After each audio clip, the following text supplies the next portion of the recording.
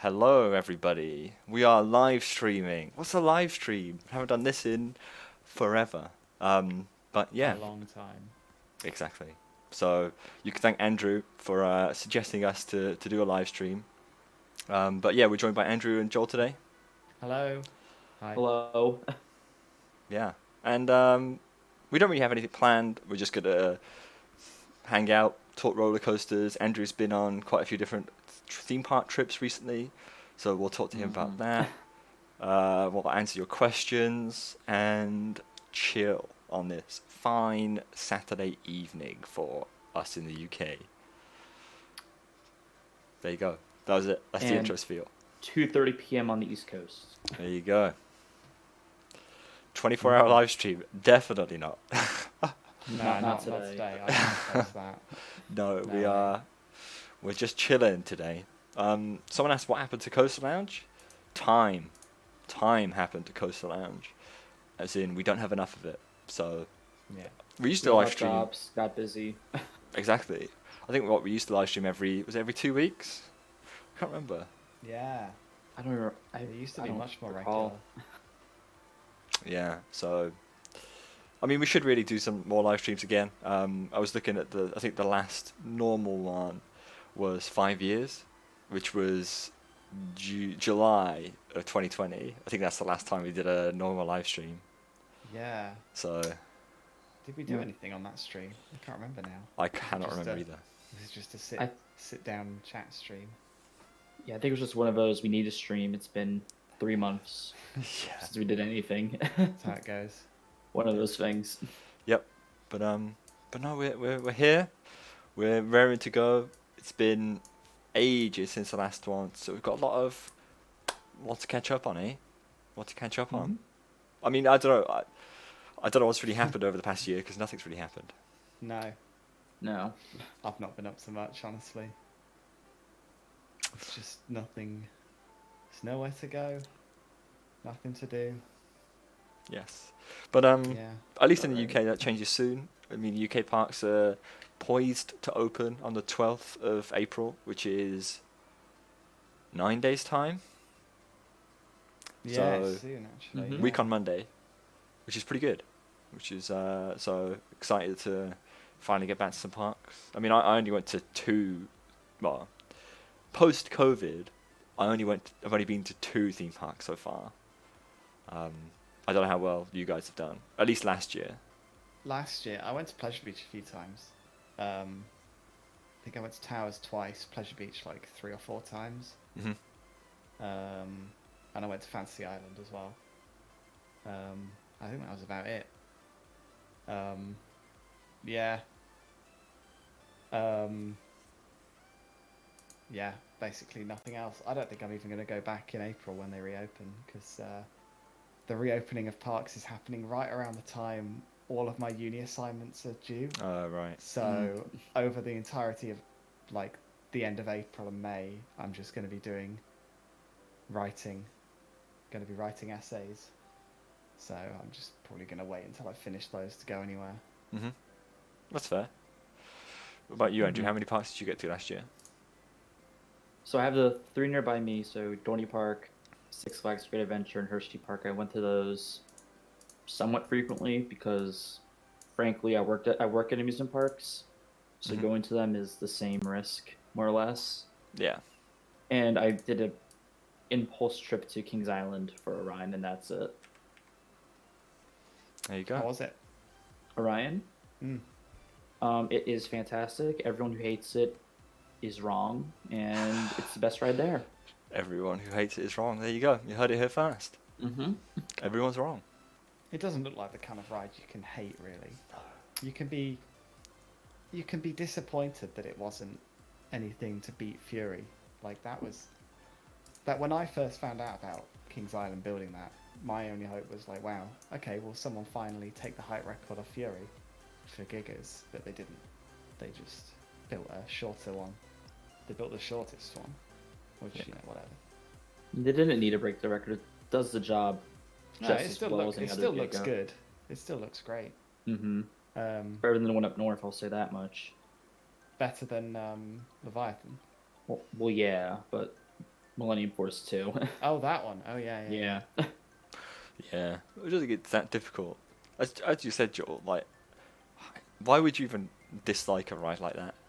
You know, Yeah. your park's still got a Just to Giga be- coaster.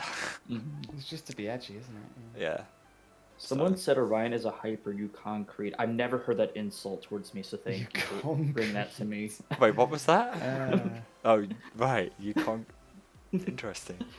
I mean, that's a the good people point. spamming acknowledge the chat in the chat. Oh, Thank man. you. Thank you, chat. Very We're cool. gonna get to that. Yeah, Um, when we run out of things to talk about, the chat is exactly where we're going to turn to. So Yeah. don't worry about it. Mhm. Yeah, I don't really. As much as I can like see the whole, oh, Orion is really not a Giga coaster. It's like the whole definition is so superficial anyway. Who cares? You know, Yeah. what's the difference? What's the difference does it make? The fact that it's like 10 feet taller? None. It's still got like the entire layout, like design and philosophy of the other Gigas though. Yeah.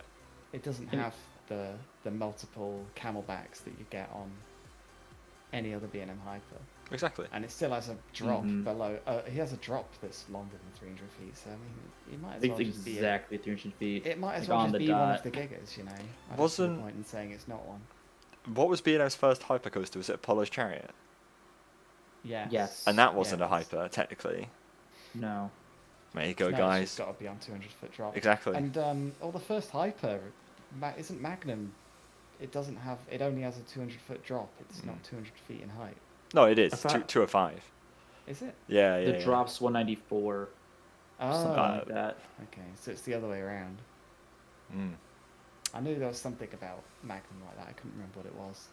Magnum's funny that they tried to build a coaster, like I think what was it, 203 feet or was it 201? Do you remember, Andrew? I can't think it remember. was I think it was 200 on the dock because it was originally 187, Yes. and then someone on the Cedar Point board was like, "What if we just did Bumped it. 200?" Mm. And they built that, but they didn't account for the footer height, so that's what made Yeah. it 205. Mm.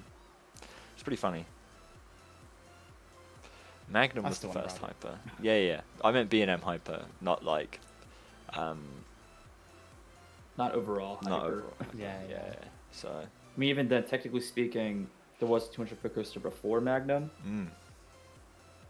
Yeah, actually, because but no one wants to hear that discussion. no. If your definition of hypercoaster means that as long as you have a 200-foot drop, then it's a hypercoaster. Did Bandit have a 200-foot drop? Was it just like 250 something elevation Bandit? change? Was an elevation change. I was more Right. referring to a moonsault Yeah. at Fuji Q. But Yeah, I mean, no one likes to. I'm not getting into that discussion on here. If you want to argue with us, join the Coaster Bot Discord and at me and ask for a fight, because I'll fight back. Don't worry. What's Oh, your yeah. stance? In Do terms they of count? actual height, yes.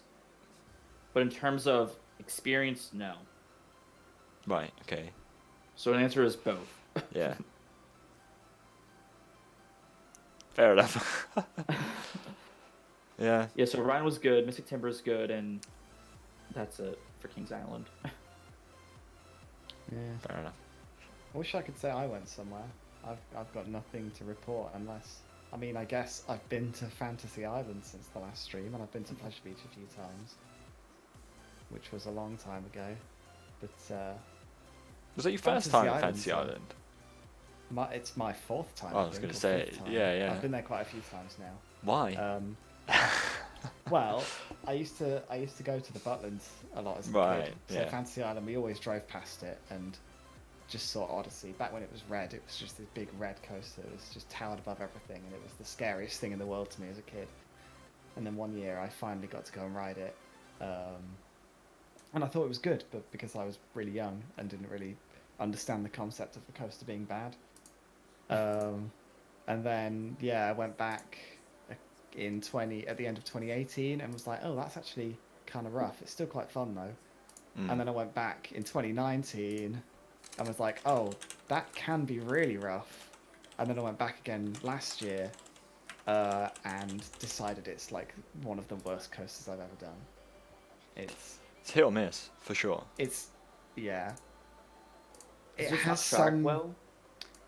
Yeah, I don't know. It has some rows where it's okay, and some rows where it's pretty shaky. But like, it's kind of like an SLC, like kind of just smooth, but not smooth, but like a bit rattly, and then it'll hit an element, like a turn or an inversion or something, and it just slams. And yeah, the Sidewinder especially has such a huge jolt in it. It really hurts. Yeah, it's not very good. I mean, I like the fact that it's a unique layout and everything. You know, Yeah, it's a cool thing to have in the UK. I'll give Definitely. it that. and the fact that like the first drop is ginormous as well. The first drop's good. That's So- something I'll give it. And it's a bit of a spectacle as well. Like, For sure. it's only like 160 feet, but because that the area it's in is so flat, Yeah. you can just see it. You can see it from miles away. It's nothing like driving up to like Towers or Thorpe where you can't really see them until you're fairly close. Yeah. Like, you'll see Odyssey from when you're like barely into Skegness. It's miles. And speaking of hypers, to think that was going to be a hyper in height. Mm. Yeah, the initially. original plan, 250 feet Some- it was going to be. That's insane to think that was Can you even imagine? going to be considered. I wish.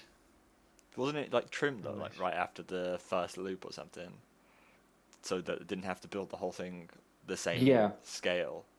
Mm-hmm. It's just a Oh, big was drop and then trims to slow the whole thing down. It was like a Okay, straight. that might have been break that run. might have been quite bad. Yeah. I mean, it's still a big drop though. That would have been cool. And then you would have Yeah. just got like a very similar size layout to what we've got now, I guess. It would have been the tallest UK coaster. That would have been tragic. Yeah, and pretty tall on the world scale as well, I guess. Mm. Yeah. It'll be up there. Back in like when did Odyssey open? I have Odyssey 2003? Diva. I got no idea. Look, Odyssey, Fantasy Island, 2002. So, I mean, the tallest coaster back then was Millennium Force still. Steel wasn't it? Dragon. Steel Or was it Dragon. Steel Dragon 2000, yeah, that was it. So it wouldn't have been far off So- though. There wouldn't have been many No. other hypercoasters at that point. There would have been a few, but It would have been fifth full circuit because you had Titan and Goliath at Six Flags Parks and Millennium and Dragon. mm, So it might have been fifth. If we exclude the shuttles, but Yeah, there was no. Would it have been tallest in Europe at the time? Probably would have. Because Yes. there was no Shambhala, what was tallest Well, in Europe Hyperion. before Shambhala? the big one, wasn't it? Was it? Silver Star wasn't Oh, it? Silver Silver Star, Star, and yeah. no, but that was 2003. So yeah, Silver Star's early 2000, maybe 2002. Mm-hmm. Yeah, 2002. So they would have opened at the same time. Yeah. Crazy. That is crazy. Damn. There you go. Anyway, the TLDR of the history of the world's tallest roller coaster is that America thinks that they built the world's tallest roller coaster every time, and it's just not true. So that's Well, good. until they did. Until they did. Yeah, until they did. But I mean, the whole like stuff about Loch Ness Monster being the world's tallest, just garbage. No, Just it's not garbage. true. Awful. So, there you go. Ah, Don't believe it. Don't believe anything an American Park says. Just don't. It's just not true. okay. Says the guy whose home park originally had Wickerman's the first wooden coaster with fire elements. Yep. Yeah. Got it. Yep. And the fact that Pleasure Beach said the big one's 235 feet high. Oh And yeah. it's 85 miles per hour, something like that. Yeah, something that's It's all just literally marketing. impossible speed to reach. Sure, yeah, why not? It's fine. Just gets a boost. The wind gives it a boost, so that's fine. Well, no, the prevailing wind in Blackpool Yeah, works against the exactly. big one. Whoever So- designed that, terrible. They built it against the prevailing wind just so it could look better from the road, which is Mhm. funny. They kind of shot themselves in the foot Definitely. Definitely. Ah, Feather says, "Why is every British YouTuber named Harry?" I don't think I That's a know good like question. one YouTuber named Harry. there. I could name Go on. maybe. I think I Hate Everything's real name is Harry. No idea who that is. There's H Bomber guy's name is Harris. No idea who that is. This guy called Harry's Moving Castle. Right. He's British. He does videos about Doctor Who. There's probably others. I can't name all off the top of my head, but there are a few. Mhm. It's a fair question. There you go. Yeah, no, keep your questions in the chat coming. Andrew, quickly, someone says, what's your thoughts on Steel Vengeance? It's fantastic. It's amazing, and I love it. There you go. I think it looks pretty cool. I don't know if it's be my type of coaster, though. You know. I mean, you liked Wildfire, didn't you? Yeah, I liked it. This is it, right? That's It's it, really though. good, but Wildfire isn't my type of coaster. But it's really good, which is why it's up there, but not quite at the top. You know. So, I think I would prefer Zadra to Steel Vengeance based on what I know I like, but I'm sure I would enjoy Steel Vengeance a lot. I think it's impossible to enjoy Steel Vengeance a lot. Not to enjoy Steel Vengeance a lot. I was gonna say. Yeah. That's what I meant. Again, it's like, you know, some coasters are just objectively good, right? As much as some people would be like, oh, it's overrated. I do feel like there are just some coasters out there that are far from bad. But you Like most B&Ms. Exactly, yeah. So Yeah. you don't really get any bad rides on it. Here there was most guys in the chat, so don't go off your rocker saying I liked every B&M, because that's not true. Vortex. Vortex is not a problem. It's Green Lantern's a problem, and Firebird. I Firebird. See, Firebird was still Apocalypse when I was at SFA, but I didn't ride it because Ah. I had a headache. You're not missing But much. I don't know. I thought Green Lantern was fine, and I thought Vortex was trash.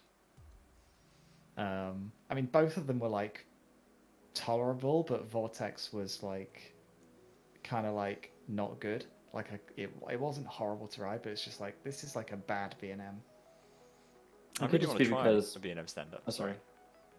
Yeah, I really want to go They on. don't feel much different from Shockwave, honestly. Really? Okay. Yeah, Shockwave is just kind of has weird profiling, but Yeah, it's just a they weird ride basically feel generally. exactly the same. Yeah, Fair enough.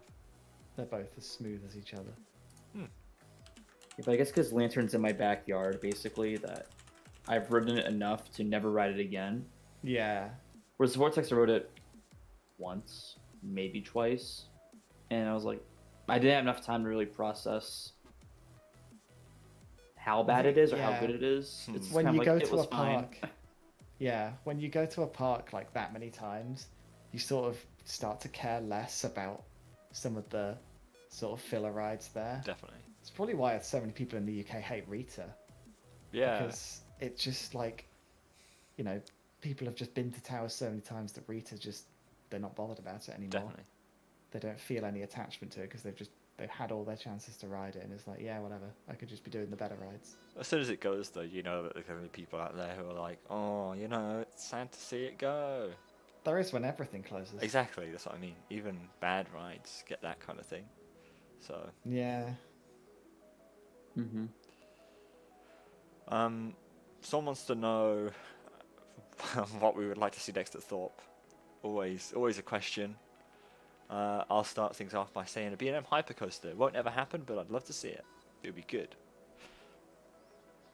Okay, I have a thought pipe dream. Oh yeah. An Intamin LSM like Steel Dolphin that Okay. basically like tours around the whole park like Millennium does. Yeah. I think that'd be cool. How Steel Dolphin doesn't look to be like one of the most. It doesn't look as intense as some of the other Intamin like multi-launch coasters. Is that what you're going for? No. Or would you want a more Yeah, intense like a one? cheetah hunt type thing. I mean, Okay. you could put some big elements Yeah, on it. but not like really Um, intense. Not Maverick style. You're more on that like Honestly, at this point, anything. any new ride, like, yeah, Well, cool. I wouldn't even call like Terran intense, to be honest. So I would say like Terran is probably that kind of level, perhaps. Yeah.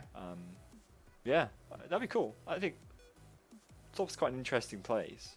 So if you went around the whole park, I don't know how you'd get through some of the Yeah. areas though.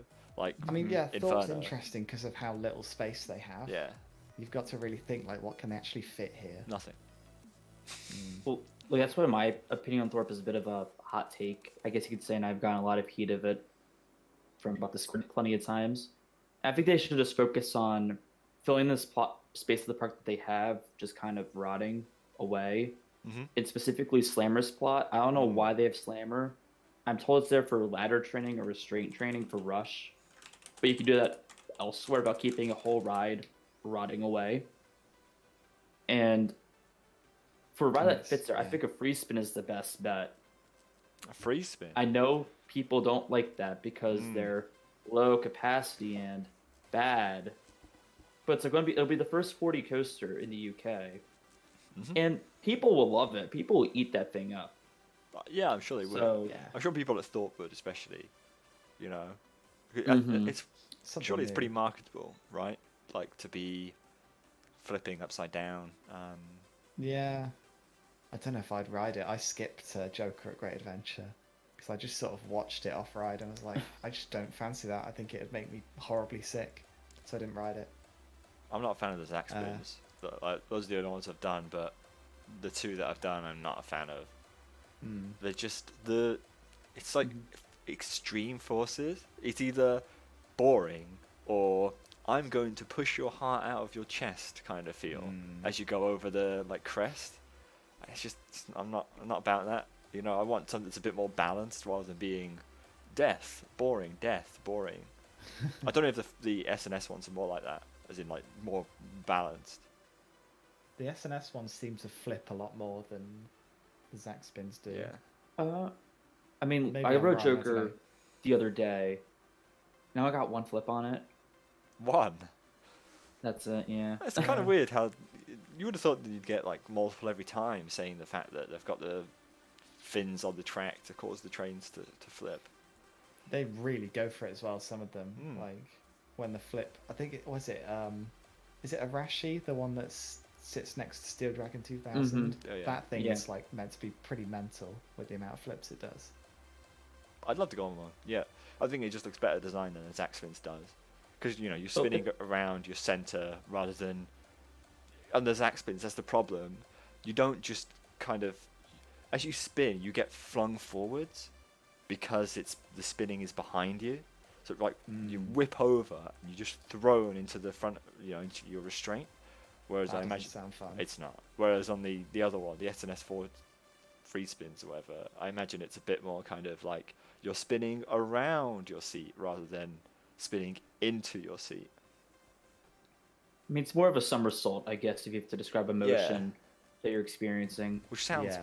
a lot nicer to experience than I'm going to shove you into the seat now, Yeah, no. Yeah. And a lot of those like unconventional movements on rides is just like, I don't know, like stuff you're not used to.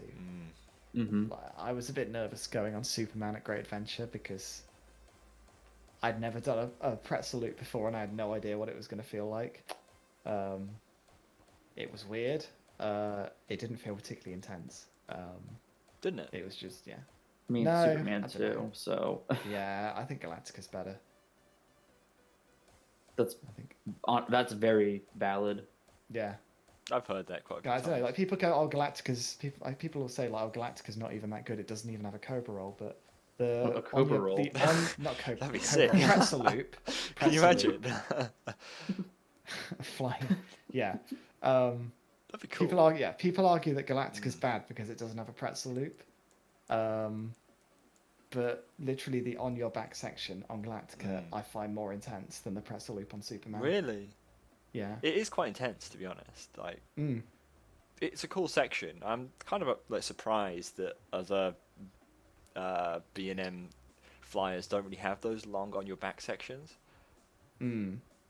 Maybe because they have like pretzel loops that they think, oh, we're gonna condense the intensity into this section rather than spreading it out over like one pretzel loop and another on your back section. I don't know. That's what I've heard about Tatsu. It's just like, it's like a nice, pleasant flying coaster experience until the pretzel loop where it's just complete death. Yeah, And then it goes back to like nice kind of mad. ride again.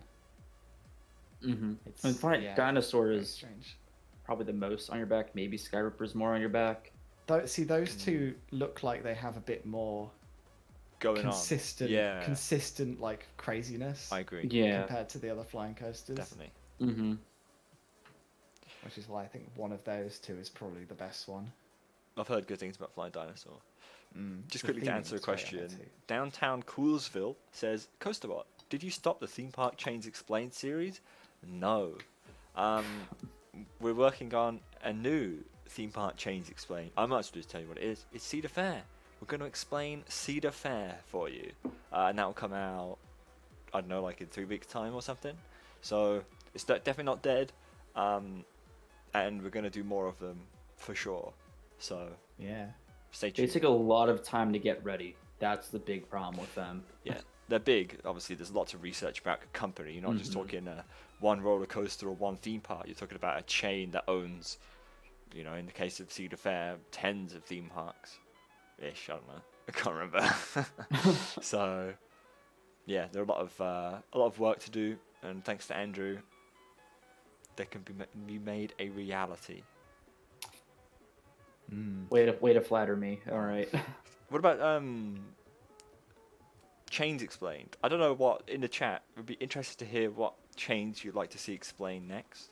We've done all the main ones now. You know, like I'm gonna try and remember this in order. For Coma, You mean manufacturers? sorry, I Manufacturers. meant manufacturers. Yeah. What kind of theme park? Jesus. What roller coaster manufacturers would you like to see covered in the future? We've done Vekoma, Gerstlauer, B&M. I'm trying to do the order here. Mac, GCI, Intamin, RMC, Gravity Group. 8. Yeah. That's it. So there's Yeah. more. You know, we could do S&S, as Cha-Cha Charlie H just said. Swashcraft Deflector would be an interesting one for sure. There's some of the more kind of smaller ones like Zero, Sam Morris, Premier. Pinfari, Premier. Yeah, exactly. I kind Premiere and Go on. S&S seem like the two sort of logical ones to go to next, I think, because they still make rides that you can, you know, ride quite commonly. I'm kind of leaning S&S towards especially. S&S. Yeah. Yeah, I was thinking that. Mm-hmm. As well as the fact that they make towers and stuff. So it'd be quite an interesting one to dive into when the whole thing isn't just coasters. Sam says British British Rail. Rail. Hell yeah. Yeah. That'd be a short video, won't it? The ultimate. Done. That'll just be what is ultimate. That's Yeah. it. Can't make that anymore. Finally. It's what was the ultimate. So That's sad. right. So sad. Tragic. Tragic. Well, they still haven't confirmed that it's permanently gone. Yeah. I was talking about this with someone the other day. They've still got on their website. They've got they say like something that when you go on the Ultimates page on the website, it'll say something. Oh, the Ultimate is temporarily closed this season for various. It doesn't really say why, but it just says it's closed. And then underneath it, there's a description that says the Ultimate is Lightwater Valley's signature ride Yeah, and describes what it's this like. is It's it. like you feel like they would have removed that description if they were planning on permanently closing it. Yeah. I feel like it may be down for some time, but I don't know if they are going to want to just kill it Yeah. completely. But Peter Person just says, wait, the ultimate's closing? It's not closing. It's being closed it was closed for the 2020 season, and Lightwater Valley said it won't open this year either. So, you know, when one of the parks, and the whole park is going into a more of a family orientated setting with a lot of the thrill rides being taken out and replaced with like kiddie rides essentially. So yeah, it doesn't bode well is what we're basically saying, that it could go either way, and Yeah. I will be But they've already so sad. removed. They've Raptor Attack. literally said Raptor Attack is gone, and that is tragic because Yeah. Raptor Attack was really good That is sad. for that park. Raptor Attack was really well themed. It was really surprising. Yeah. It's a shame. It's kind of a shame. They're going to probably go more family oriented, as if they're going like the rather Drayton or Yeah. I want to say Paulins, but it's not the right answer. Whatever. Paul's already was family Yeah. orientated. Hmm. I What's the mean, other part of it? every Whatever. park. I mean, I think over the past, I don't know how many years, it's become clear that if you don't have some sort of family offering, you just generally can't do as well. You know, Yeah. a lot of the bigger parks just now at least have that dedicated, here's your, especially like young children area. You think of all the Camp Snoopies And then in the UK, we've got quite a few like Peppa Pig Land, Thomas Land, CBeebies Land. I think that is something that is almost becoming like crucial for a park to end up being successful, is to try and get as many people from across the board there, you know. Well, yeah, I mean, of course, but you see something like, I guess the big one's Drayton Manor, where they have Shockwave and Apocalypse for now, maybe. That's up in the air. But it seems like they're trying to take the more, going from having thrill rides to having more family rides. You don't see many, at least from an outsider perspective, you don't see many thrill rides being added to UK parks compared to, say, other countries such as the United States, Germany, even Japan too. It's more big rides, if that makes sense. What I'm trying to say. Yeah, no, it does. Yeah, I guess. Trying to think. Yeah, Germany has been getting a lot of rides, but trying to think of the parks that they've really been going to. Like even Heidi Park, anything owned by Merlin seems to be becoming a bit more family orientated, because that's what they've deemed to be more successful. Profitable. Yeah, even Heidi Park has got a Peppa Pig land now, and so has Gardaland. And then obviously Europa Park has always been that kind of family orientated anyway. I guess Phantasialand. I don't even know if there's like kids rides at Phantasialand. They've got a carousel. You've got A the lot of stuff in dark like rides. Woo's Town.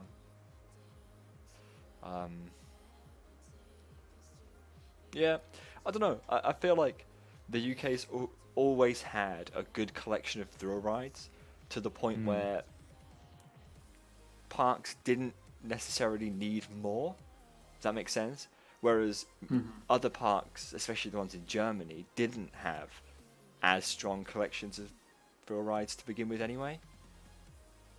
I don't know if you'd agree with that or not. Yeah, I guess. Yes. It's hard for me to follow personally because I don't know the UK experience firsthand. Yeah. I think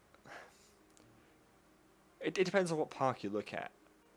You know, obviously Europa Park have added quite a lot of their thrill rides, all of them since after the 2000s.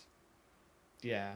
So that's a big one. Phantasialand, obviously theirs are all post, the ones that are operating are post 2000, 2005 onwards, right? So, whereas if you look at what Alton Towers had in 2005, it's quite a lot in comparison. And even Drayton Manor, all of Drayton Manor's big rides were existed by that point. Honestly, I was thinking that like the UK thrill coaster scene was like almost better like 10 years ago. 'Cause there were so many like, I mean, we had all the Schwarzkopfs at It was, definitely. at Flamingo Land, American Adventure, and what was the other one? Camelot. They both existed and had a load of thrill coasters. Southport Pleasureland used to have loads of big rides. This is it. Yeah. Like, Our boom of thrill rides happened way earlier. You know, whereas I feel like a lot of parks in Europe, it's been a lot more later to really start building these bigger, more interesting rides. Don't know. Don't know what's been going on over in America though. I don't know if there's a similar trend or whether it's always just been, boom, here's a big coaster. I mean, I'm sure it's more of a mix because we have more parks. Yeah. So you have, like, I guess the way America looks at it is after a park builds a big coaster, say,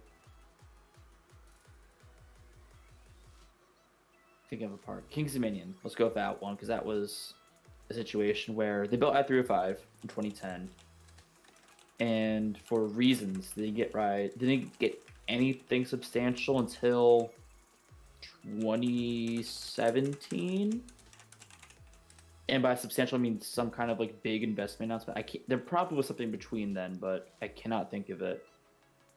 But I remember when, and you guys remember this, when the year before Twisted Timbers was announced, that whole really more coming thing. Does that ring a bell to either of you? I don't remember that. For I what was was it, barely, I sorry? was barely following Kings of Dominion back then. So Before there was a Mystic thing Timbers? where so it was one of those things Right. where it had a big announcement on Roller Coaster Day. Oh yeah, And they I remember announced the a teasers Planet now, Snoopy yeah. expansion. So the way that worked was instead of adding like one kiddie ride, they add like 3 to 5, typically speaking. Mm-hmm. And that's considered like a kiddie year. So like you typically some enthusiasts will look at it like, okay, do you have a coaster year or a big thrill ride year, water park year, off year, kiddie year, something like that. Just kind of balance out the parks. Yeah. But it's never anything like you rarely have it where it's coaster, coaster, coaster, then nothing. That's not that common. Mhm. But like Kings Dominion, just going off of that, they built I want to say 3 to 5 kiddie rides for they expanded their Camp Snoopy. And yeah, Sam, it is a great kids area, just going off of your comment. But then after that, they brought in Twisted Timbers, which juxtaposed the audience of Planet Snoopy to Thrill Seekers. And after was Delirium after that, or was Delirium? No, Delirium was 2016. So, okay, so it was Thrill Ride, Kiddie Rides, Coaster. Mm. That's how that worked. Mm. Yeah. Sorry, I just went on a tangent that was probably unintelligible to anyone. No, but I think that is what most parks do, right? They obviously try and have a wide audience, so and therefore have a wide variety of different age-based attractions, and obviously Diversify their, exactly. what they And buy. Yeah. some years you build kiddie rides, and other years you build middle ground rides, and other years you build bigger coasters. I mean, to big up Alton Towers again, like something like 13 family coaster, then Smiler thrill coaster, then Wicker Man family coaster, arguably, again, you know. So it's that kind of trying to make sure it's well balanced in terms of what the offering is for everyone. Yeah. Yeah. So I saw an interesting question in chat. Go for it, I'm just I gonna keep tell seeing, them and okay. So Crystallic has asked, what do you guys think is objectively the best coaster in the world, You say whether you've ridden it or not? what is Crystallic, objectively? what is objectively the best coaster in the world, whether you've ridden it or not? See, this is an interesting question because I feel like the only way to say what is objectively the best, like, how do you measure how good a coaster is? Like, the only thing you can really do to measure it is how many people have it as their favorite. So, like, if you say it like that, it's Steel Vengeance, because That's for enthusiasts. most people, but like when you look at all the polls, most people say Steel Vengeance. So to me, Steel Vengeance is the best coaster in the world objectively, because the most people agree. Most people could, like, the general consensus amongst people who are into roller coasters is that their favorite is Steel Vengeance. So that's my answer to that. I think it's fair. If you want to say anything else. I was thinking more probably some B&M Hyper, frankly speaking. Those seem to be the best crowd pleasers, and everyone loves them. That's just a general model, though, rather than... Yeah, I was thinking more general, not very specific ride. specific. Yeah. So it's an interesting question, but a question that I don't think at least I can answer confidently. I haven't ridden Steel Vengeance either, don't worry. I think it's Yeah. what you're looking for is a ride that's like objectively the best designed roller coaster there is, right? Yeah. But Designed how in do what you- way? And this is it. Like, in my eyes, objectively the best roller coaster will have everything. Not just, you know, it has the roller coaster part, but it also has the let's take it up a notch with some interesting theming part, you know. Yeah. Which, That again, doesn't exist, that's the thing. exactly, and that doesn't exist. There isn't a ride that has the world's best roller coaster and the world's best theming combined. I don't know what it would be, you know, something perhaps at Disney Universal or maybe Fantasyland to argue a point. But Tiger, says potentially. Tiger is, yeah, but again, I don't think that's particularly like that's a. I feel like Tiger is a objectively very well designed roller coaster.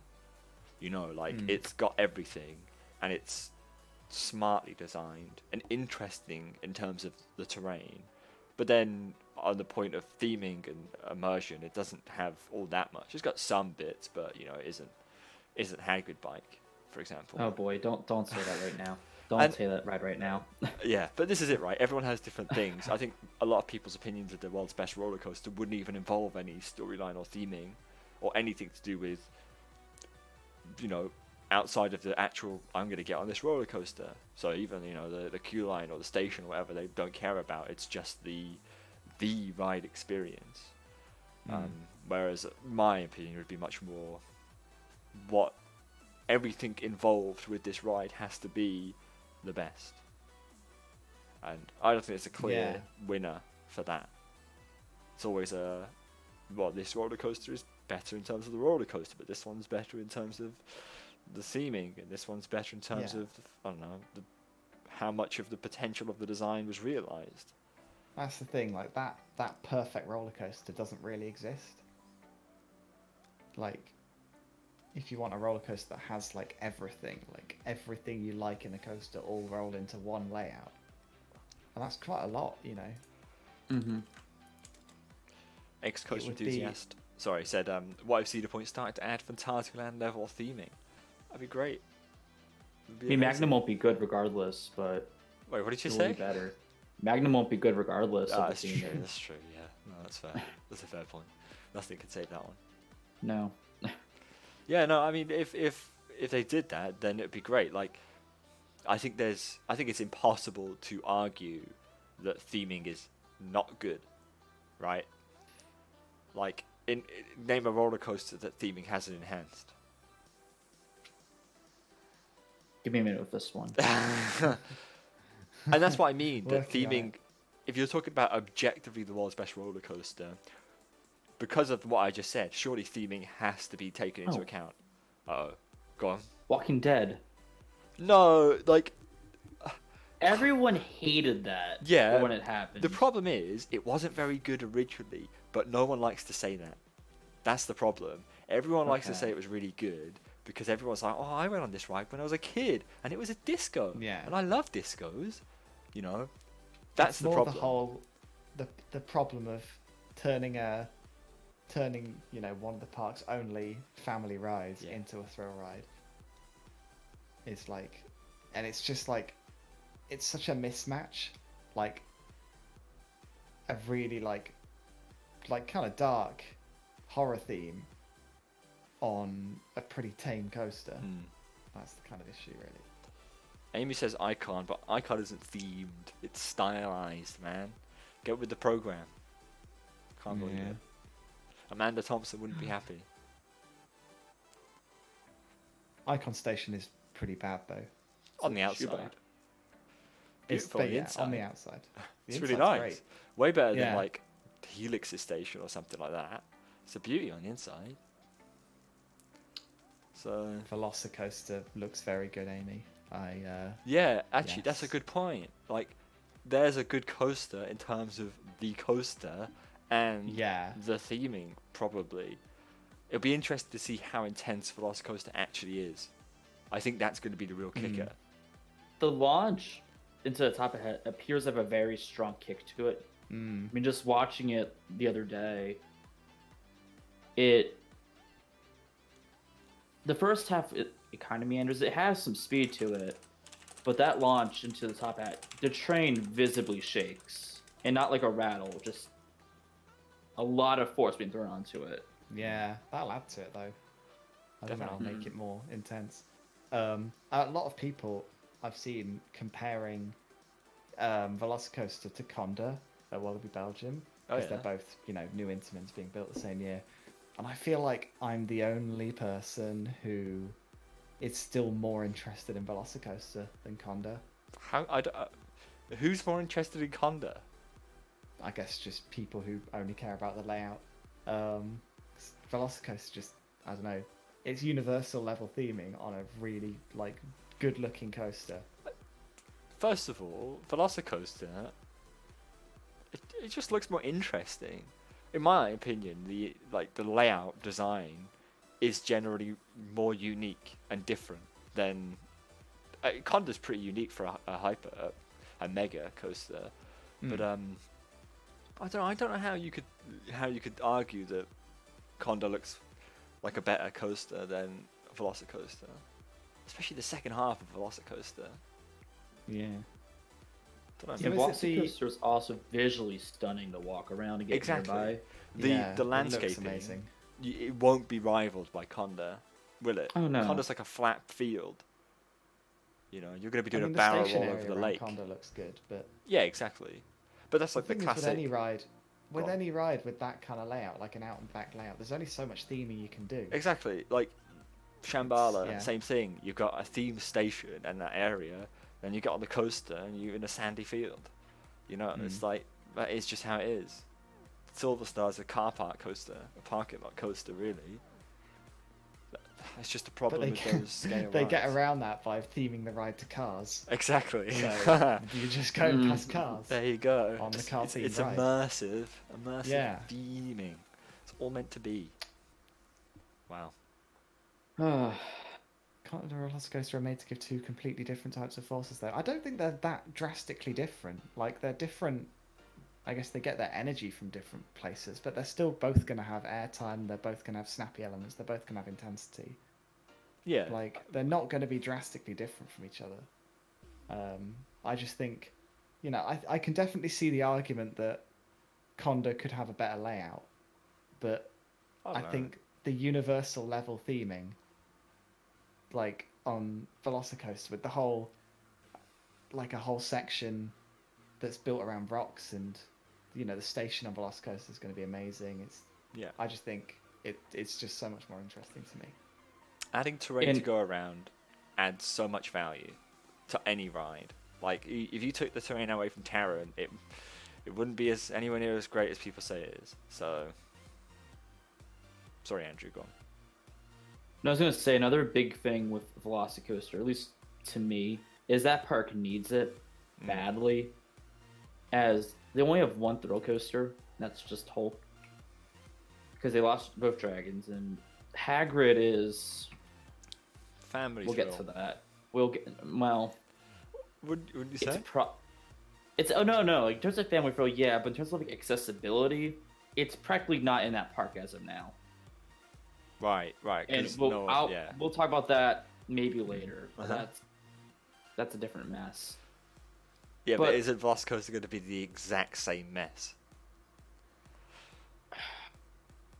I don't know because it's not as complicated. Yeah, but then, like, You can at least see it.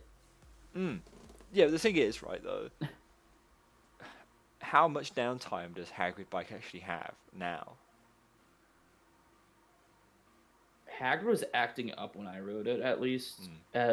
We sat on the brake run for like 3 minutes. Really? And like if this was at like a Six Flags, Cedar Fair, regional park, that would just be okay, whatever. But Universal, those rides are supposed to be moving. Yeah, at you all shouldn't expect to times. sit on the brake run for. So I was a little that long, surprised. should Like you? that's Yeah. not right because even the recording got desynced because you're supposed to see the unicorn at the end, and we got the unicorn spiel way before we saw the unicorns. Weird.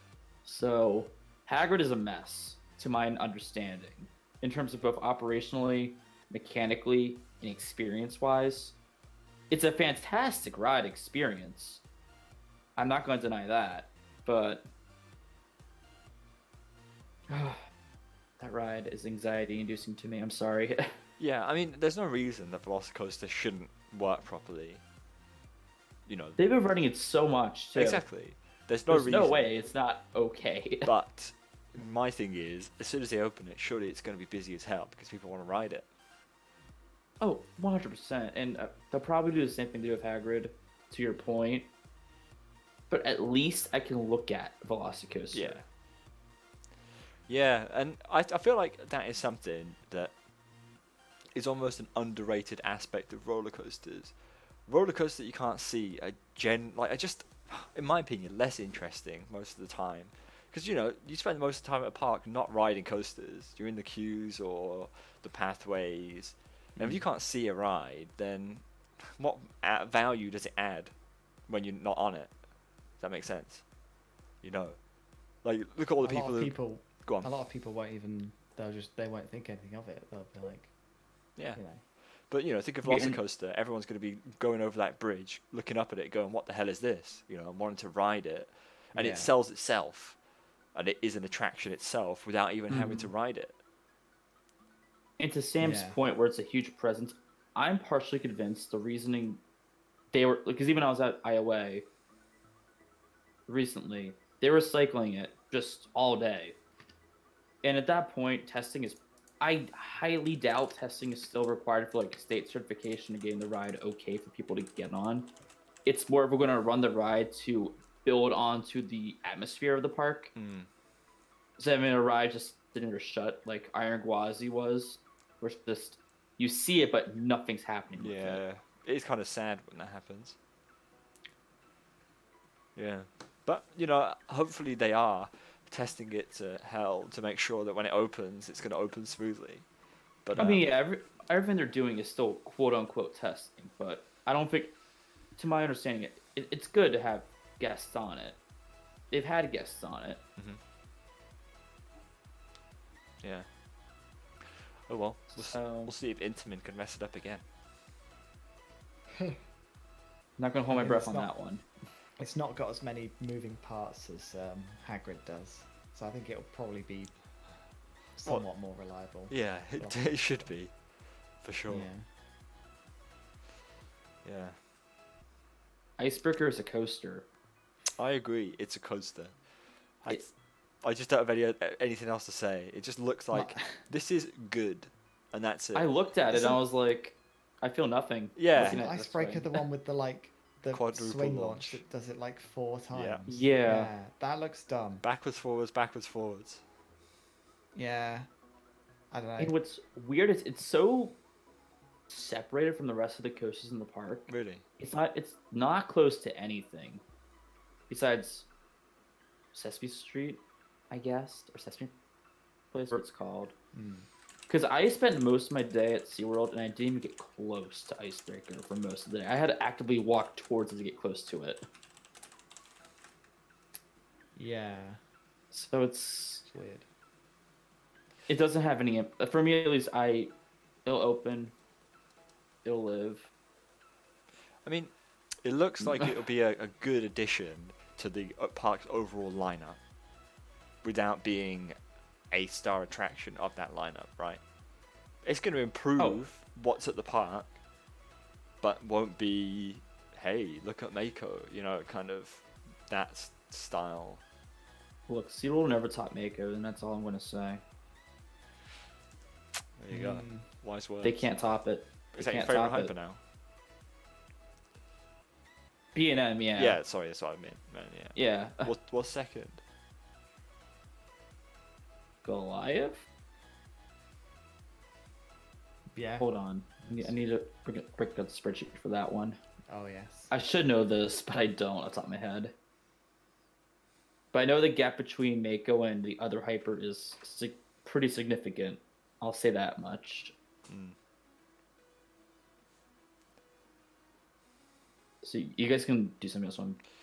Just Sorry, quickly, if we will there was find a it. Coasters Gen says Nemesis isn't closed this year. It's been running, and I am happy. I don't know why that was a rumor that Nemesis was going to be closed for like half the year. Yeah. Why would it be closed? I don't know. I feel like someone just said something and it just Flat rides before, spiraled. guys. All those retro rides were because Nemesis was going to be down. Terrible. Yeah. Not to fill in empty plots of the landing, increase capacity for the park. Definitely. That'd be crazy. Mondo Coaster says Desmo. Is it Desmo's Race? Is a coaster that exists that no one talks about. And then Kathy says Spike coasters look kind of okay. I don't know why Mara is banking on them so hard. They do look like very strange rides. Like, I don't know. It's kind of weird. I don't know why they're banking on that either. What parks are they expecting to actually get them? Exactly. Like what gap do they fill at a park? They don't tried know. this on the Linomaki and didn't work out for them. There's one on a ship. and there's one. The ship, right? I can see that as a sure that makes sense in a way, but what kind of other case is there for a similar ride, as you said? Yeah. I don't know. Like indoor? I don't know. It's just weird. And to answer the BM question, it is Goliath at River There you Georgia. go. Yeah. It's solid. That's a hot B&M. Yeah, I'm not surprised Spikes would have a terrible capacity. That makes sense. You already get like 1 or 2 people on it, like 2 people per car. So It's 2. this is it. It kind of just adds to the what's the point. Yeah, indoor malls, as projection said, yeah, could be an interesting use case. Anything like Yeah. low capacity. I want a roller coaster, but I don't really want a roller coaster. Low capacity and low space. Exactly, that kind of thing. They seem good for that. So, Hans Rai just says, you look like the evolution of headphones. We go from the chunk to Andrew's slightly less chunk to your earphones. Oh yeah, that's a good observation. It is a very good observation. I like that. And that was not planned, I'll say that No, much. it wasn't. I've not worn a headset like for about 5 or 6 years now. Should I put my work headset on over the top just for the Oh vents? god, Didn't quite fit. Nice. There you go. nice. I'm sure that'll be very good. Mm. Looks like you're straining it a bit. Yeah. Yeah. We got Most outdated attraction that is overdue for removal at your home park. That is a very specific question. Go on then, John. Cyborg Cyber Spin. what do you mean outdated? How's that outdated? No one rides it. Really? Why? No. Is it just I too don't know. intense? Just no. Is it? I don't know. I've never been on one, so I wouldn't know. Yeah, just no one rides it. Strange. I don't know. I thought it would be gone Mm. with the whole Six Flags ride removal thing, but Sam, I rode Cyborg 3 times the other day. I don't know what you're trying to get at here. Go on, Joel. What's the ride I that mean, you would Towers remove? is my home park. There's no Rita, I guess. That's yeah. Shall I do a hot Rita. take? Go on. No, I don't believe this, but Galactica. Haha. Yeah. There's a lot of potential if you remove Galactica in terms of to build with, like loads of potential. Mm.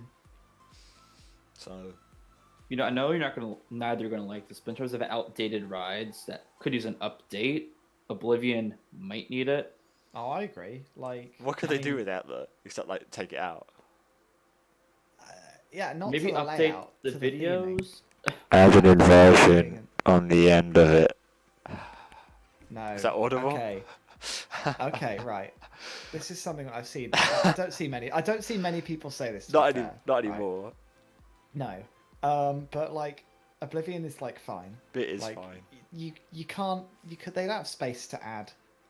They don't have space to add an inversion to it. They don't have the momentum to add an inversion to it because what people don't realize is when Oblivion drops into that tunnel, Sorry, Sam. there's a lot of wind pressure on it, which slows the train down quite a lot. So by the time it's out of that tunnel, it just doesn't have the momentum to do anything. All it can really do is what it does, just turn and go into the brake run. And if you removed Oblivion, what could you fit in that space? You've got like a tiny strip along the side of X Sector. Like, yeah. So, you know, Oblivion's like fine how it is. But yeah, I agree, like it could definitely use an update in terms of just the visuals. I think Sam said it's very 90s, and I think it definitely Yeah. could use a de-90sifying. That's the thing. In that, have you seen that little documentary about Oblivion and how they designed the ride and all that stuff? And they said, "Oh, we want it to be something very Millennium because it was just a nice." And it, you know, it's just so 90s. Yeah. Everything about it, like Yeah. the soundtrack, all of the theming. It's got big bulky TVs and cheesy. It looks like Crystal Maze. It Yeah. literally looks like Crystal Maze. Nah, I think you're right. I think you could do with an update, and I think it would add a lot of value to update it and bring it more into line with the Smiler. You know, integrate it Mhm. better, merge the things together. I think Yeah. would be really interesting. Yeah. The soundtrack is, It is as good. much as the I soundtrack like is it. great, it sounds very dated. It's Good yeah, it soundtrack, sounds but nice as very hell, dated. but it's That's like, the thing, ooh. like, I would be sad to see it go, but I feel like it probably should go See, if they were going to change it. give it the old what I was quoted for Thorpe, but because you're actually working with good soundtracks to begin with, you might get something good out at the end. As in, like, update them, but still Like keep. keep the same melodies and motifs. And Yeah, stuff, yeah. just modernize it. Exactly. So that is exactly what they did with a lot of the Thorpe rides, but I've just never been interested in any of the Thorpe coasters soundtracks. They're just generally not that interesting. Colossus makes me want to kill myself. So, but again, I don't think people would be very happy with doing that. You know, people like that kind of. People are very attached to that soundtrack. I don't even. Monocoaster says the Oblivion, the Black Hole soundtrack. I don't even know what that soundtrack is like. I've been on that ride quite a lot when I went, and I can't remember what it sounds like. Yeah. I've never heard that before. There are definitely some good orchestral soundtracks out there, though. Mako. I don't really know Is that one. I Mako kind of heard orchestral? it. I think it is. I I might really- be very wrong. Barely listened to it. To And be Sam honest. will yell at me if I am wrong. I really liked Valkyria's soundtrack. I thought that was really good. Yeah. Yeah, X and, was very and good. there's even As Amy said. Helix has some orchestral sections to it that are great. Mm. Helix is interesting. It's just a bit different from Mm. your standard, standard coaster soundtrack. Classic adventure music, as I like to call it. Very different. Yeah. There's a lot to be said for a soundtrack as well. Like, you can't really appreciate it properly. Well, I feel like you can't really appreciate it properly until you're there, like actually hearing it in person. For sure. Because I was like, Mhm. with Helix, I was always like, yeah, this is a good soundtrack, but never really thought much of it until I actually went to the park, and literally as I got into the station of Helix for the first time, it was playing the really like intense, like dubsteppy part of the soundtrack. Yeah. And I was like, okay, yeah, this is pretty hype. It is. It is. It really got me going for the ride. I agree. I didn't even care to listen to Carnage's soundtrack. I liked the ride obviously before I went on it because I was interested in it, but I was never interested in the soundtrack. It's only after going on the ride and that the soundtrack is such a interesting part of the ride that you kind of like enjoy it more. Coaster Jane says, "What do you think of the Big One's new soundtrack?"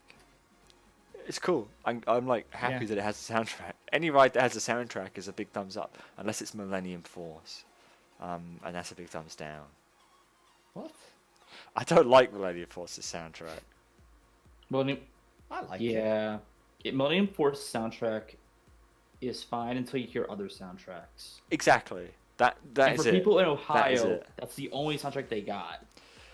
Yeah, if that's the only one you're listening to, fine. But as soon as you hear something else, you're like, damn, this is not great. Don't know. I like it. I enjoy it. It's like ride music. That's the thing for me. A lot of ride music is just ride music. I wouldn't listen to it outside of actually, being at that park or. I think, as Projection says, a lot of it falls into the same generic epic soundtracks. Where, I don't know what it is, like where the parks just tell whoever makes their music, oh, I want it to sound epic and intense, and it's very just like, and samey. I really do appreciate the soundtracks that are more interesting, like Helix, like, I don't know, Smiler, or Wicker Man, or something that just has a soul to it, that sets it apart from the other soundtracks. I don't know, it's just more interesting when it really feels different. That makes sense. I want to touch upon the Orion soundtrack real quick. Yeah. That's the ride. I think the soundtrack is used horribly. Really? Where is it used? It's used at the lockers next to Flight of Fear, and that's it. There's nothing in the queue, nothing in the station. You just hear it at the lockers by Flight of Fear. Why? And it's like the same loop. It's not in the full song, and I only know that because if you look at the teasers for Orion, they have other clips of it. But it's always the same, maybe minute and a half loop at Orion. And calling it Orion soundtrack is not accurate. At least last year it wasn't. I mean, I know with COVID, things might have been difficult with Orion. Yeah. But that's probably the most disappointing soundtrack I've heard in terms of utilization. It just doesn't do anything for anything. What about Mystic Timbers? Isn't that just played outside the entrance to the queue line? Yeah, but at least it's near. At least it's like Yeah. associated with the ride. That's designed for.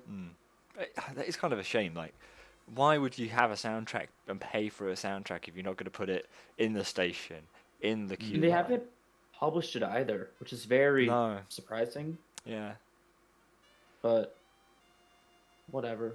it is strange. Right, I have to go to the loo. I'll be back shortly. So yeah, Cedar Fair has not really figured out the whole soundtrack thing. Yeah, They really haven't. no. They really have. Six Flags, as much as people give them garbage, they have some bopping soundtracks. What soundtracks do they have? They have Kingda Ka, Okay, Skull Mountain. what is that though? What's the Kingdom Come soundtrack? It's a playlist of songs from Safri Duo. There's an Eye of Tiger remix, and then Oh, there's nice. some club music that's like, it's That's a great. banger when it plays in the plaza, but it's good. Yeah. I don't know what it's called though. Nitro. Rest in peace, Mortal Kombat. That's gone now. It's now Dead Mouse. Really? Yeah, it's weird. I'm not sure if I like it or not. Right. I have to. I need to listen to it. You have to send it to me. Yeah, I'll send it over to you. The song is Ghost and stuff. So if any viewer is a Dead Mouse fan, that they play instrumental version of that, and Mortal Kombat is gone. There's Skull Mountain. There was a soundtrack for Great American Scream Machine. That's not there. Ecuador at Magic Mountain is a bop. Basically, what I'm trying to say is Six Flags does theming better than Cedar Fair in many regards. And I know people are not going to like that discussion, so I'm going to stop it there. Cedar Fair seem to like stylize, to use that word. They just make it look decent, if that makes sense. You know, like Valraven's circles. It looks okay. It looks nice. Yeah, but it doesn't have anything like any. I don't know. It doesn't have anything. It just looks nice. They make their rides look sort of presentable. but Exactly. Themed. Yeah. Talon, I feel like is like that. It looks very polished and kind of well kept from the outside. It's very neatly built. Yeah, in There's terms no of particular theme to it. Dorney, like Talon, Hydra, Steel Force, they're all all kind of- very yeah. well presented in terms of visually. Yeah. Even like at Kings Dominion, I-305 it has its own dedicated plaza to it. And even Twisted Timbers has its own thing going on.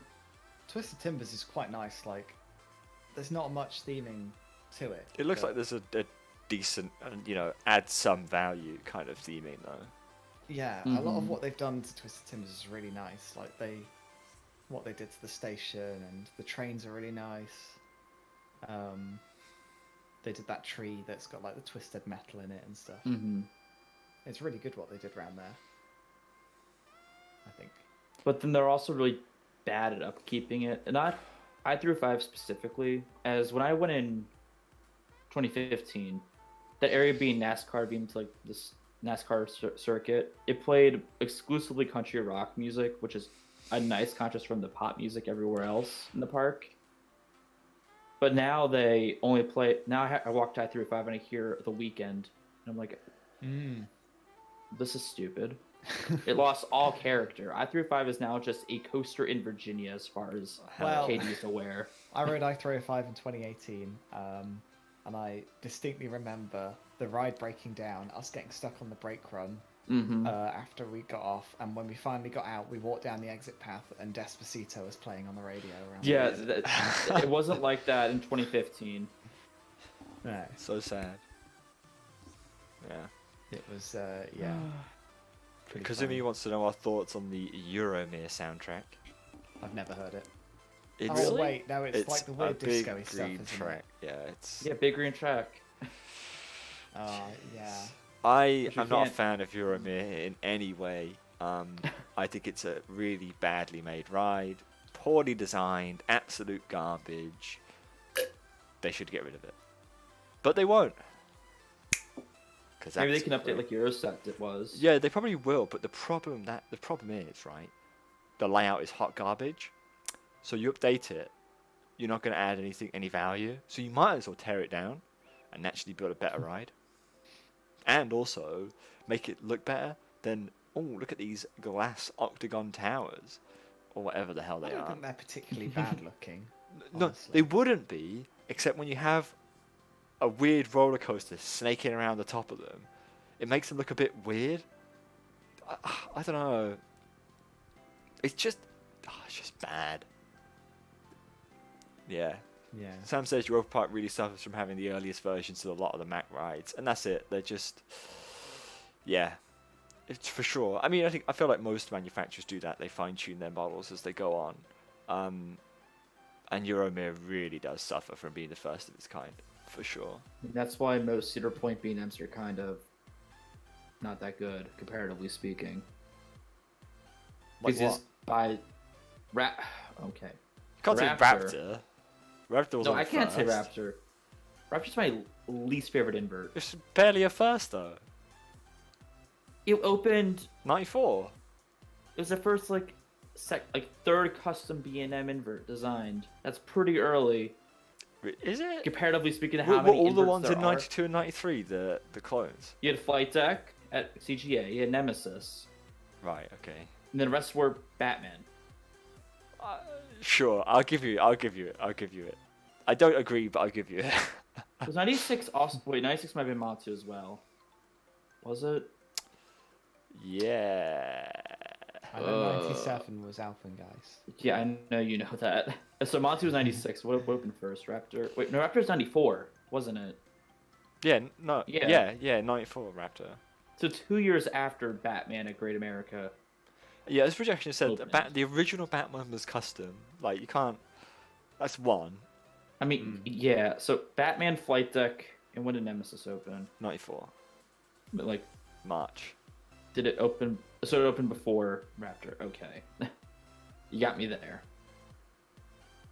Yeah. I just like. I feel like only the first of a model shouldn't be as good.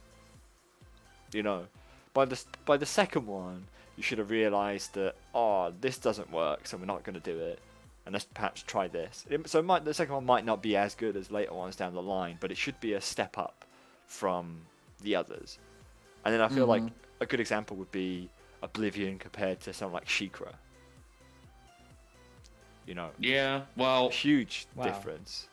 I know someone in the chat thinks otherwise about Oblivion and Shikra. Why? I mean- oh right. In terms of like the drop, I mean- sure. Like, yeah, fine. But as in the fact that it does more than just a drop. It does more, but you know. I know Shikra is very. Can it get done? Okay, that's mean. Shikra does stuff, but it's nothing I'd call amazing Yeah. after the drop. Yeah, I get it because there just can't be. They're huge trains that like bleed speed, This is and you can't do anything This is about the it because they're all thing going with- really fast. This is the thing with dive coasters, and this is why Oblivion will always be the best one, because like the only good thing they can really do is a drop, and after that, every other element is just sort of big and floaty and not very interesting. And you know, like any element that a dive coaster does after the drop is just would be done better by any other model that B&M could do, because the trains just allow it to be better. Yeah. I The feel like thing is, you have Oblivion's- like. Go Oh, on. sorry. Oblivion just does its best element and then ends. Yeah. Because anything else it could do afterwards would just be a waste. and it does it very well. Yeah. Yeah. I was going to say, Yeah, so, go on, Andrew, you go. Yeah, so in terms of like the dive coasters doing what they can do, I mean, yeah, Griffin is the same problem where it drops Immelman turn, that's it, then it does it again, just barely what Sheikah does. But then you have something like Valraven. Well, I know Valraven, in terms of the Fuzi community, can be considered hot garbage by opinions. At least it has a layout. Mm.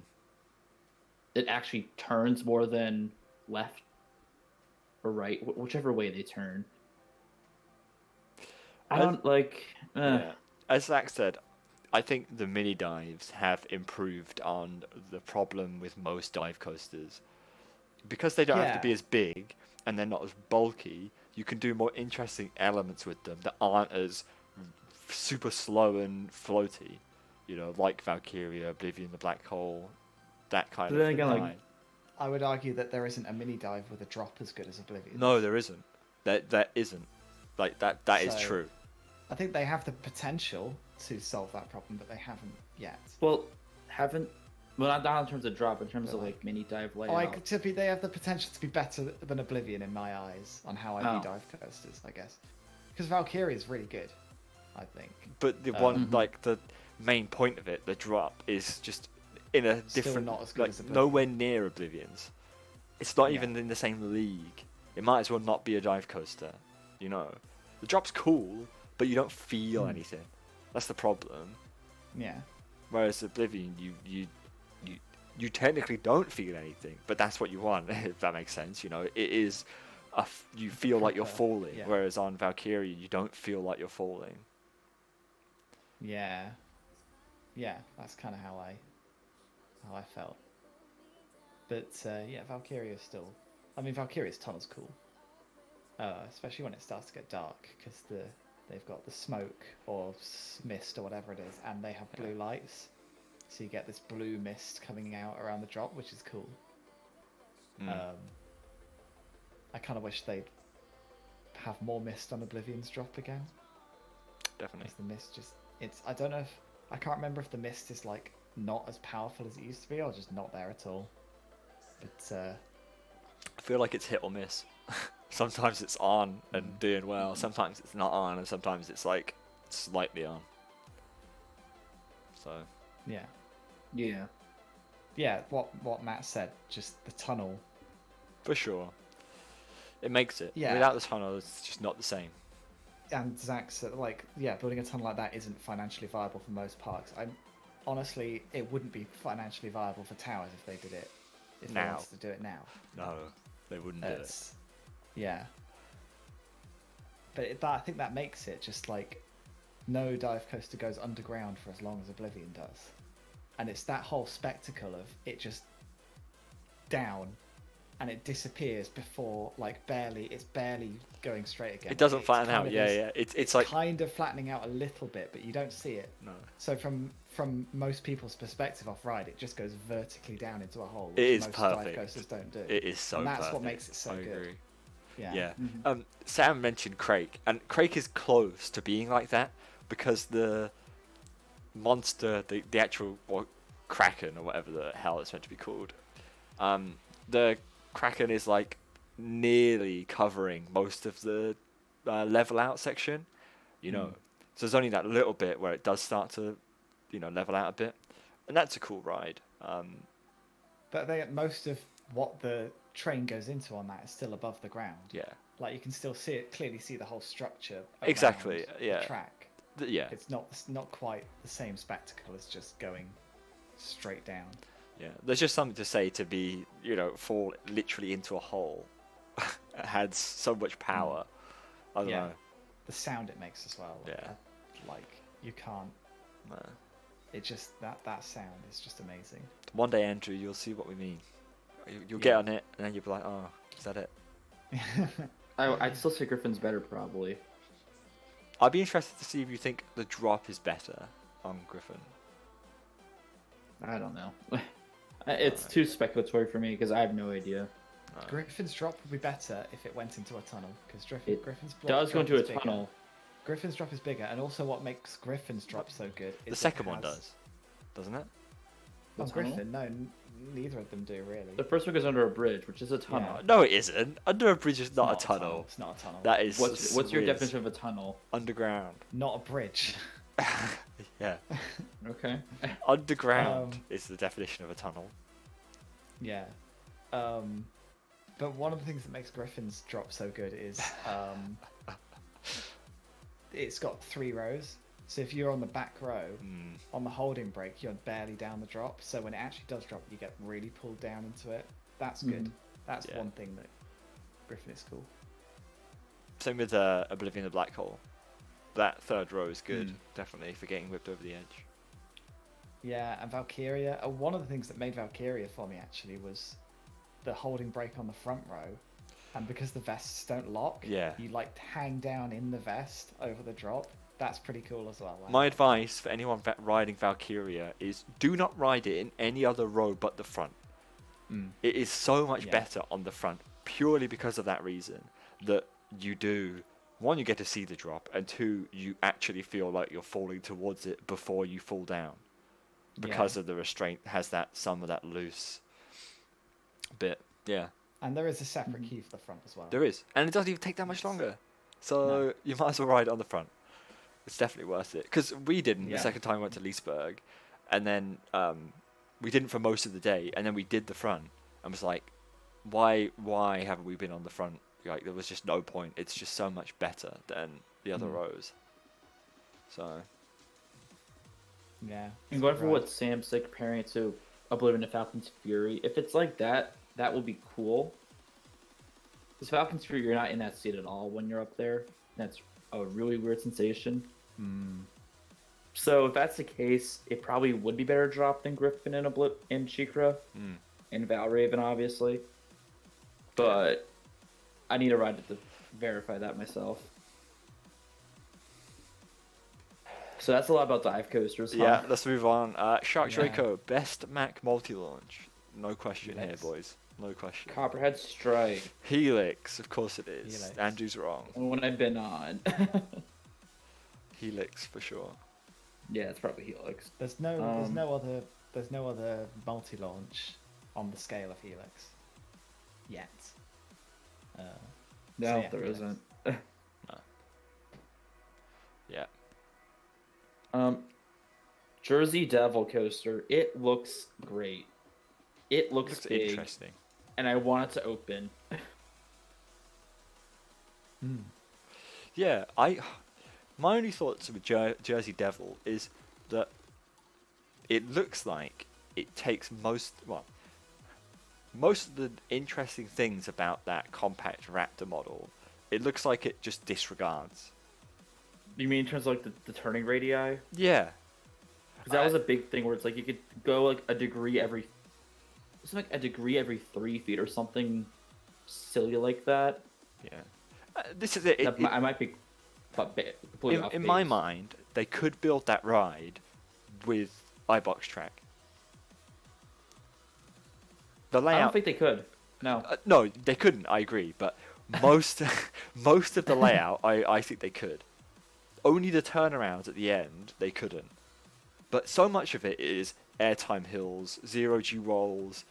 Well, have you seen the dive loop profiling? Yeah, it's jank as hell. I get it. Yeah. Okay. Yeah, but I mean that it could be, right? Obviously, you'd have to reprofile it, but the layout just, I don't know, it's just not like the other two. You know, it doesn't have that really whippy, I'm going to go over here and I'm going to go over there. You know, Well, it's all in a straight line, and I get that that's the point, but I just, like, I don't know. like all of it's considered with the twistiness of Wonder Woman and Railblazer, while they are more twisty, the only 2 twists they got is the off-axis hill after the Raven turn, and the S-bend after that. Besides that, it's mostly just inversions or just overbank turn. So Yeah, but then how many of those does Jersey Devil have? Most of it's Jersey airtime has an hills and- overbank turn. Yeah. It has the turnarounds does spider it have? turn. Two. Technically 3. If you count the dive loop. No. Yeah. Isn't one of them just like a turn though, like an inside turn? Look at overbank. But it's not overbanked, is it? The- I After can't the remember block the break, it layout. is, yeah. So it's, you know that, if you remember the Raptor layout at all, that overbank before the break run on the standard model, it's just that after the block break. Yeah. Okay. Right. I see. Yeah. Yeah. Then it yeah. has a spider turn, What's which that? that's the the turn on the other side. Is that where you go up like the? I think I kind of know what that is. Like it's that turn where you go up. It's after the stall. You go up your basically 90 degrees when you're at the top of it, and you just whip around, and then it flattens and then drops off again. Yeah. Yeah. Yeah. Okay. It looks good, but Yeah. I don't know. I'm happy it's opening.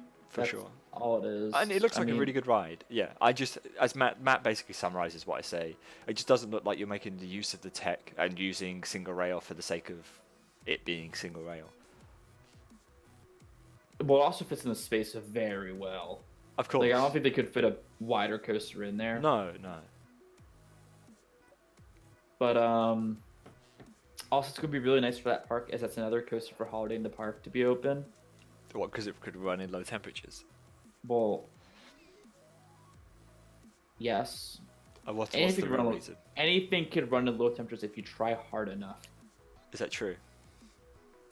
Yes. How hard do you have to try? What about when they tried to run Mystic Timbers in snow? Yeah, and it stalled. No, they use Mystic Timbers as a snowplow, and that did not account for friction with that. That was funny.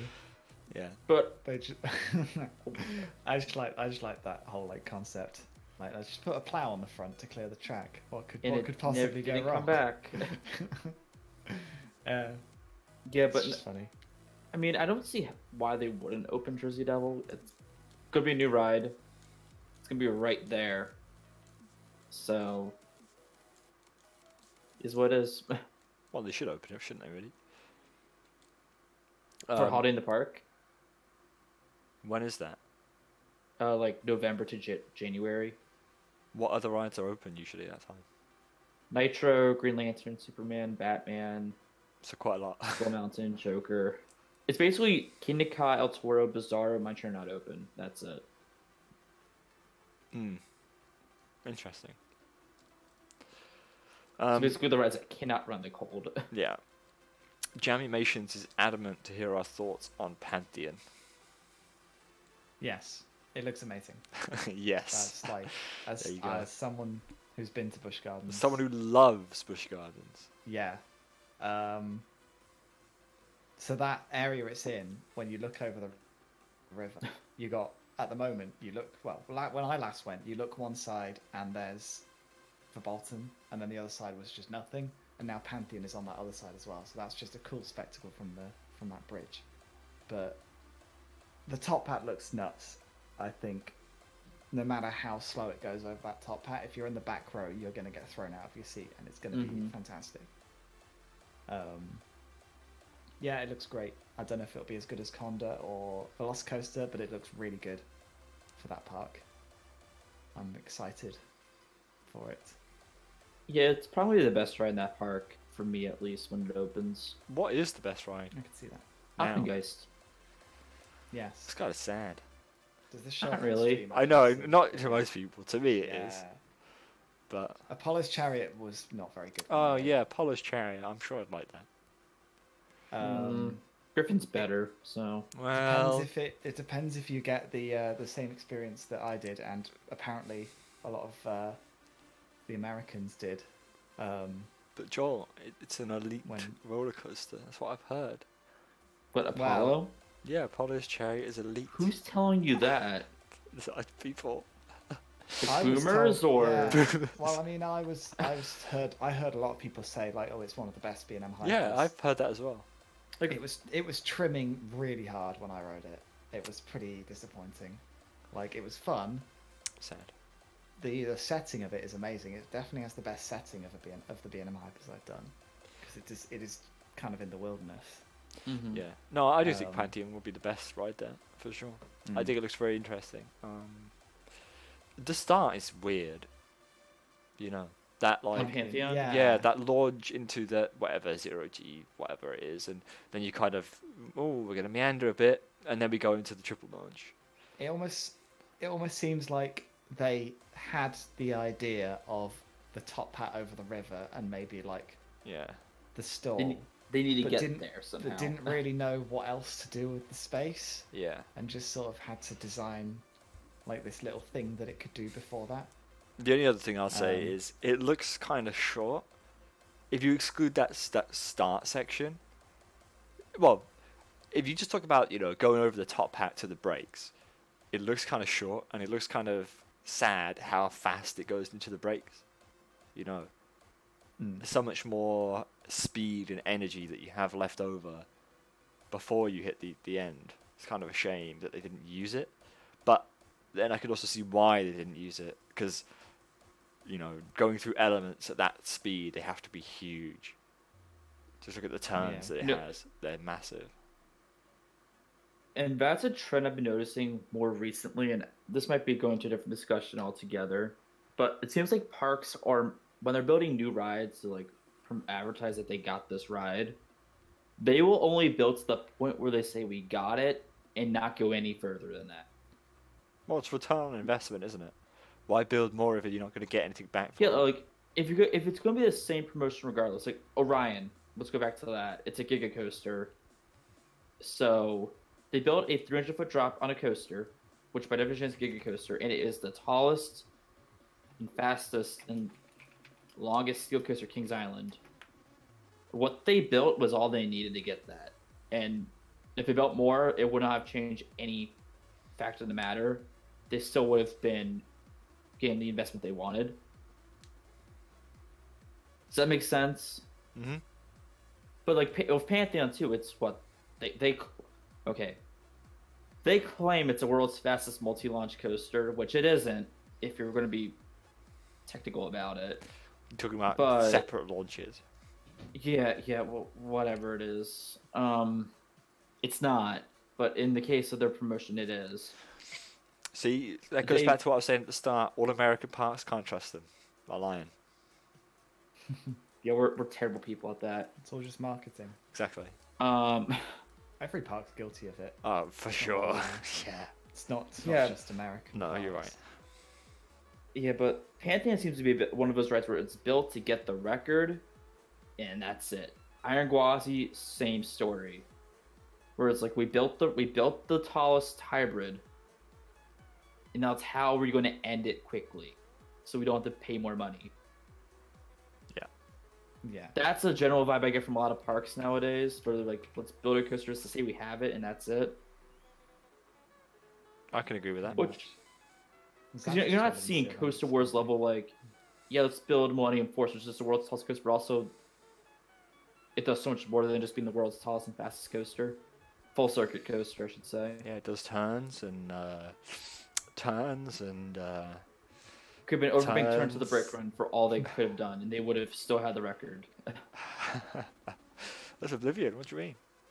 Literally overbanked. It's not even overbanked. Oh, it is overbanked, I think. I mean, that's what Dragster and Kyle were actually just. We Yeah. did it. Let's stop. I mean, I feel like that's a fair play. Like you're building a 400-foot tall coaster. Fine, I'll let you off for just going up and down. That's fine. It's fine. Yeah. No, I agree. That is a trend. Yeah, but I feel like there's a trend when you try and build these huge coasters. There's just no point after you have broken the record, as you said, to do any more. Whereas the other kind of thing going on in like Europe is screw the records. Let's just build something that's interesting. Yeah. Like Fly doesn't really have any records.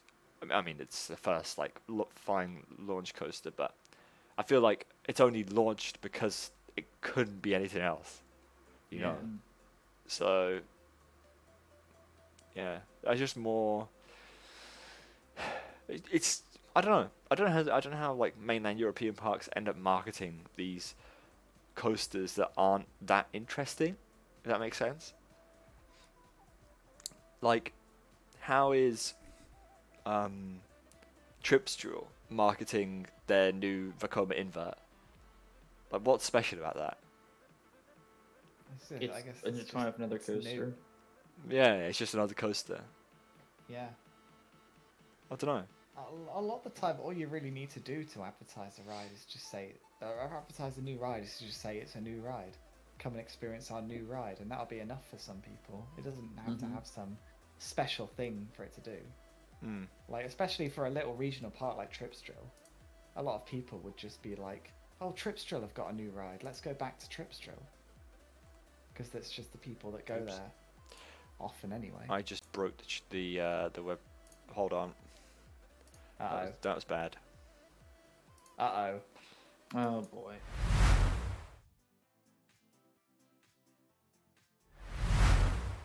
I fixed it. We're good. We're back. Whoa. Okay.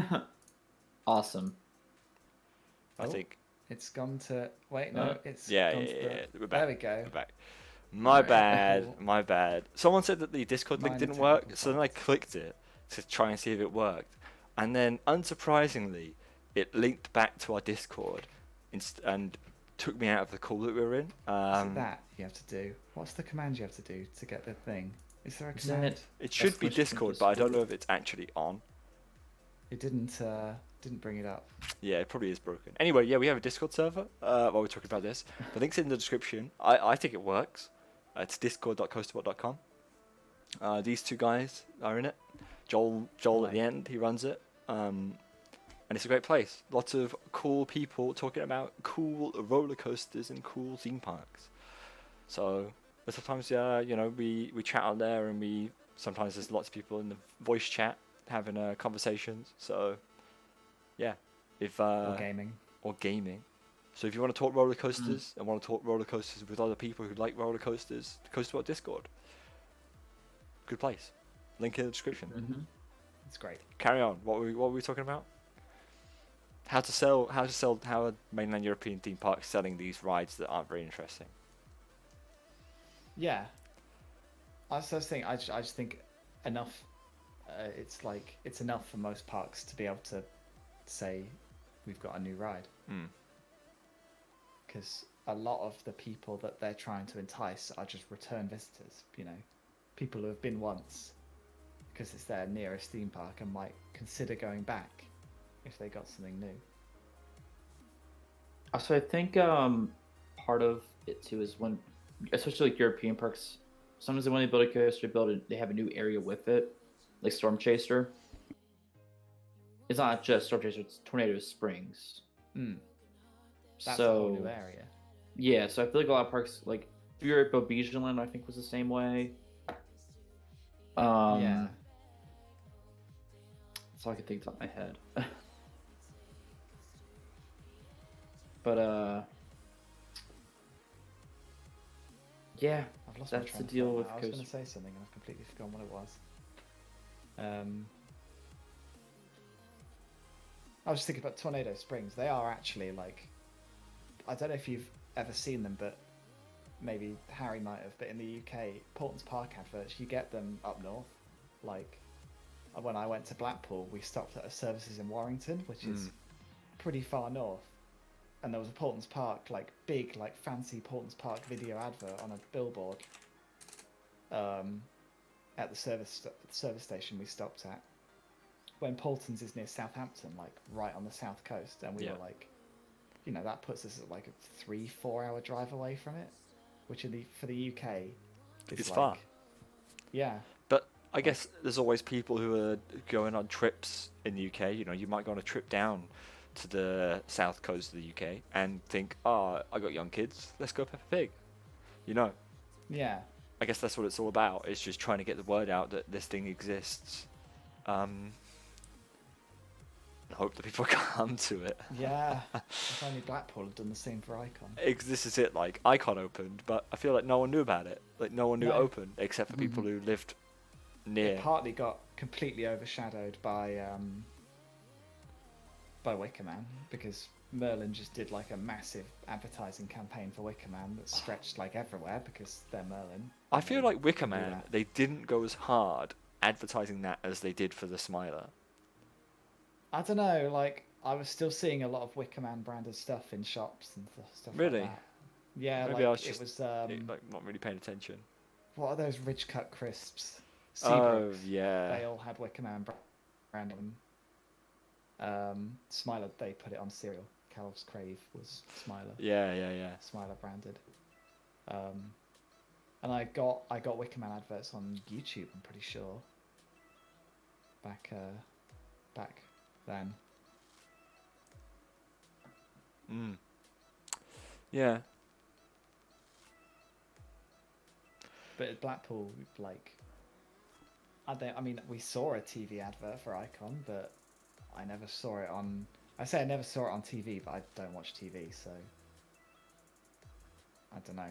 But it felt like there wasn't really much marketing for Icon outside of like they marketed it in Blackpool and like the surrounding towns. Yeah. And there were a few leaflets in service stations that had Icon on, but definitely they could have definitely gone a bit further out. And I think the advertising campaign for Icon was terrible. Mm. I don't know what they went with it, but it I don't know. It just didn't work. It's like, oh, look at this, we're crafting a roller coaster. Here's 5 seconds of the ride. Icon. Ride it now. You know, it's like, I don't know. It was pretty poor, Yeah. which is a shame for what such a fantastic ride for the UK. Yeah. It's like people don't know it exists. Like, like everyone who I've talked to about Coaster Zoo isn't really into it. They'll be like, I'd say on towns, it's like, oh yeah, they've got that new one, haven't they? And it's like, oh yeah, have you heard about the new one in Blackpool? It's like, no. What new one in Blackpool? Yeah.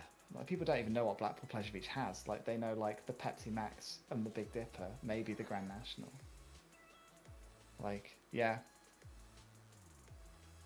But that's just a general thing with the UK. People only really know about whatever park is like the closest to them. Mm-hmm. Which for most people it will be like, you know, not much more than an hour and a half to their closest park. So people will just go to whatever's closest. They're not going to drive further for Blackpool when they don't know anything about it. Very true. Single Rail Industries asks a very interesting question. Will we ever see a wooden single rail coaster? What would be the point of a wooden single rail coaster is my question. I mean, we saw how wooden coasters worked with Extreme Elements and how that didn't work out for some. Yeah, man. Didn't work out at all, did it? No, so I think if someone's going to try it, it'll be some random startup company that's going to build 3 rides and then go bankrupt. I feel like a wooden single rail coaster is something you would only build just to say that you're the first person to build it, but practically I don't think it would be very good. Yeah. I don't even know how you do that. It sounds like an absolute nightmare. Yeah, Matt says, I mean, wooden coasters are going to be stuck being traditional, and that's personally how they should be. I don't think you need to get fancy with wood because wood isn't as sturdy. what do you think of GCI's steel track? It did wonders for White Lightning, I could say that much. Really? Could you tell the difference? Oh, 100%. It was obvious because that park does not take care of their wooden coasters at all. Right. Interesting. So I think but it didn't feel like it was on a steel coaster. It felt like it was on a wooden coaster, but a smooth wooden coaster. That's good then. I feel like it has a lot of value because I think my problem with wooden coasters is that they seem to be coming either, you know, like you got your GCI ones, fine, but everything else, all the big thrill ones aren't really wooden coasters anymore. You know, like all of the RMC Iron Horse treatment stuff it's just so far from being a wooden coaster that it isn't in my eyes. Whereas what GCI could effectively do is introduce all of these more intense elements and still have it be a wooden coaster. Still get your GCI twisty section, your pops, but then put in a corkscrew or, a zero G stall or whatever you want. But you don't have to make it all like that. I don't know. I just feel like it has a lot of potential to not ruin wooden coasters, if that makes sense. Like the traditionality, is that word, of wooden coasters. You can enhance them without changing them. Well, wooden coasters have always been kind of, here's our comfort zone, and then one person or company says, let's take a step out. It flops miserably. Then you say, okay, let's go back. Then it eventually oscillates to that point of innovation. I mean, we've seen that a few times just throughout wooden coaster history, which maybe we'll make a video on it. Perhaps make a video on it. I don't know, Harry, we're making a video on it. Maybe. Exactly, maybe. We'll see. No, the history of wooden coasters in general, it really kind of provides some idea into how that specific industry evolves. Because you see, there's a lot of ideas that people have, which are revolutionary ideas, but the technology wasn't there for it. And I think we're almost getting to a point where we're kind of seeing that happen again, where maybe not to the same degree, where it's like Son of Beasts, which was probably the last big push out of comfort zone for Woodies and then fall back in. Mm-hmm. But now I think Woodies are doing inversions, and nothing has gone extremely wrong with them yet. No. Yeah. So maybe that trend is being broken. Maybe we'll find out in 5 years every inverting wooden coaster is gone. Mm-hmm. Which, that would be a shame. It would be. People are right to mention Gravity Group. They've been doing inversions for a while. The thing with Gravity Group is their inversions are made of wood, as far as I'm aware. They're not steel, which inherently means that they can't do as much as if they were steel. So Even they've only done barrel rolls, and that's it. And quite often the structure is still steel. It's just wooden track. Exactly. It's steel structure. Yeah. I don't know. I'm very interested to see what GCI do with this. Yeah. Would you rather have had the GCI originally planned instead of Saw the Ride? Absolutely GCI. I don't Well, know, you I haven't ridden them. guess. Can't say that. It depends. I've been on Gurst and I don't like them as much. What's your best Gurst?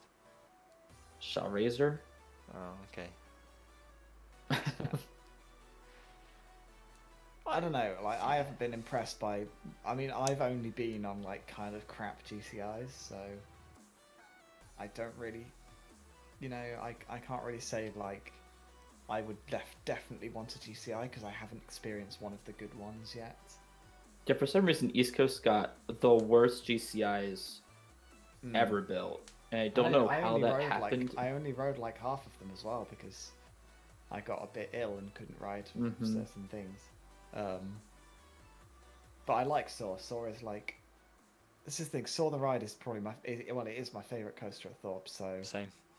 the GCI would have to be better than that, which I could see. Yeah. I like GCI. I think it would have been good. I would rather have the GCI instead of something else like Colossus or. I would have been happy Swan. with either. I think is the way I'd put it. Yeah. So I think it'd be interesting if they got a GCI now. And what the That would help them out a lot. But Merlin can't maintain wooden coasters, as we know. Well, we don't know that. Like, Isn't Wickerman like a mess, allegedly? no, it's not a mess. The problem, Andrew, right, is every enthusiast is an absolute baby, right? And Yeah. Wicker Man was perfectly smooth when it was new, because it was new. So everyone thought that it was going to keep like that forever, and be this glossy, smooth wooden coaster. which I'm sure that you know isn't true, and that wooden coasters don't do that. So then, No. as soon as it started to act more like a wooden coaster, everyone was very upset. So, it'll be interesting to see what happens with Wickham over the next few years. Those will be the critical points, I think. We're not quite there yet, where they have had to really replace bits. They have replaced bits already, but we'll see what happens. Mm-hmm. Don't know though. I feel like Hyde Park's Colossus thing. That thing's an absolute beast to maintain anyway. You can't just get your local carpenter and go, "Oi mate, fix a few new planks of wood to this, please." You got to go through something more complex. So That's allegedly why Mindblower at Fun Spot Kissimmee is not good. really, The track work was rushed, oh right, and it's really noticeable. Now, I should say there's enough floating coasters that goes beyond roughness being painful as roughness sapping speed. And that's the big problem Mindblower has, where the roughness of the track work being a mess, just kills. It the kills. speed. Yeah, it loses its speed like halfway through. And it's kind of and at the end it's almost struggling to get back, it feels like. it's weird. You wouldn't think that of a wooden coaster. Well, because you leave the train jostling around the track back and forth, that's just energy being lost Exactly. in that process. I mean, you're the physics guy. You'll know this better. If I'm off base, tell me I'm wrong. No, Study you're- biology. Yeah, no, you're right. Yeah, if it's shaking around, it's not going to help for sure. Mm-hmm. So And that's why Mindblower was like one of the worst rides I rode in Florida recently. so sad. Which people don't like me saying that, but it wasn't good. It really wasn't. So yeah, wooden coasters, basically maintain them, build them right, or get a really subpar product. There you go. Andrew Jammymation says, "Have you been to the UK? Yes, I have. When did you come? May 2020. How was that? I visited on March 12th, 2020, Yeah. and I flew from Copenhagen, and I was there for 3 hours, and I flew to New York. There you go. Yeah. I was at Heathrow for 3 hours. That's my entire did it. UK experience. He did it. How was that? What would you rate that out of 10? How was British culture? 3 hours of British culture. Yeah. It was cheaper than Denmark. I'll give you guys. Of course, that. it was cheaper than Denmark. Like What do you expect? I needed something to eat, and I got a pastry and like a breakfast sandwich at a place, someplace in the airport. And it cost me like $5. Probably expensive for UK. Obviously airports Well, are that- expensive. Compared to Denmark, where it was like if I want to get a sandwich, it's running Yeah. me $8. That's still that is probably just airport markup. Yeah, more than definitely. Just like the currency.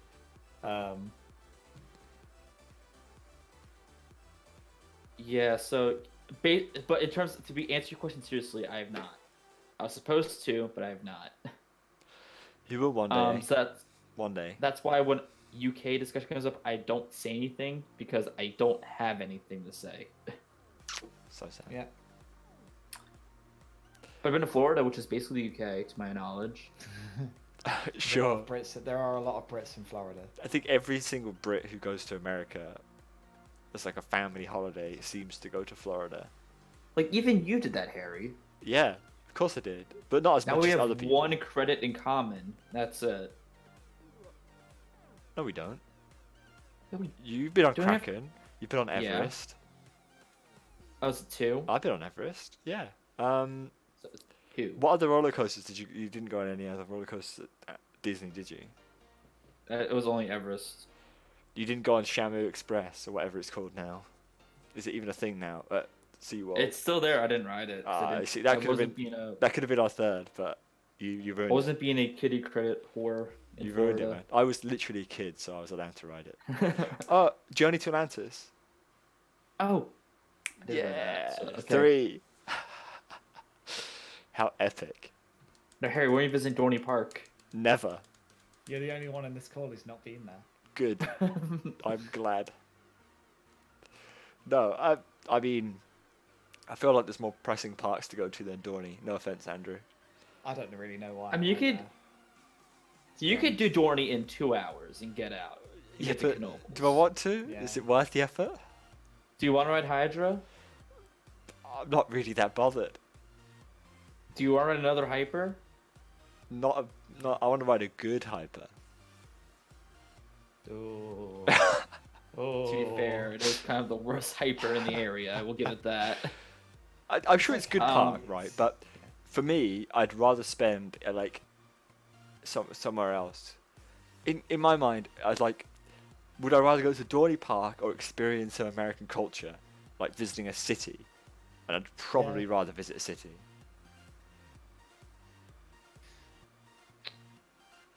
Yeah, Dorney's quite nice. You know. I mean, I left Dorney, so I don't know. I have nothing to show for anymore. The rides are nicely kept. They look nice off ride. It's got some charm to it. It's not just like generic flat concrete like Carowinds is. The Hydra It's- Plaza is pretty bad. It's still Dorney Park has more character than Carowinds does. I love the Americans have culture jokes in the chat. Thank you. You're breaking Andrew. Yep. How are you breaking me? I don't know, man. I just like.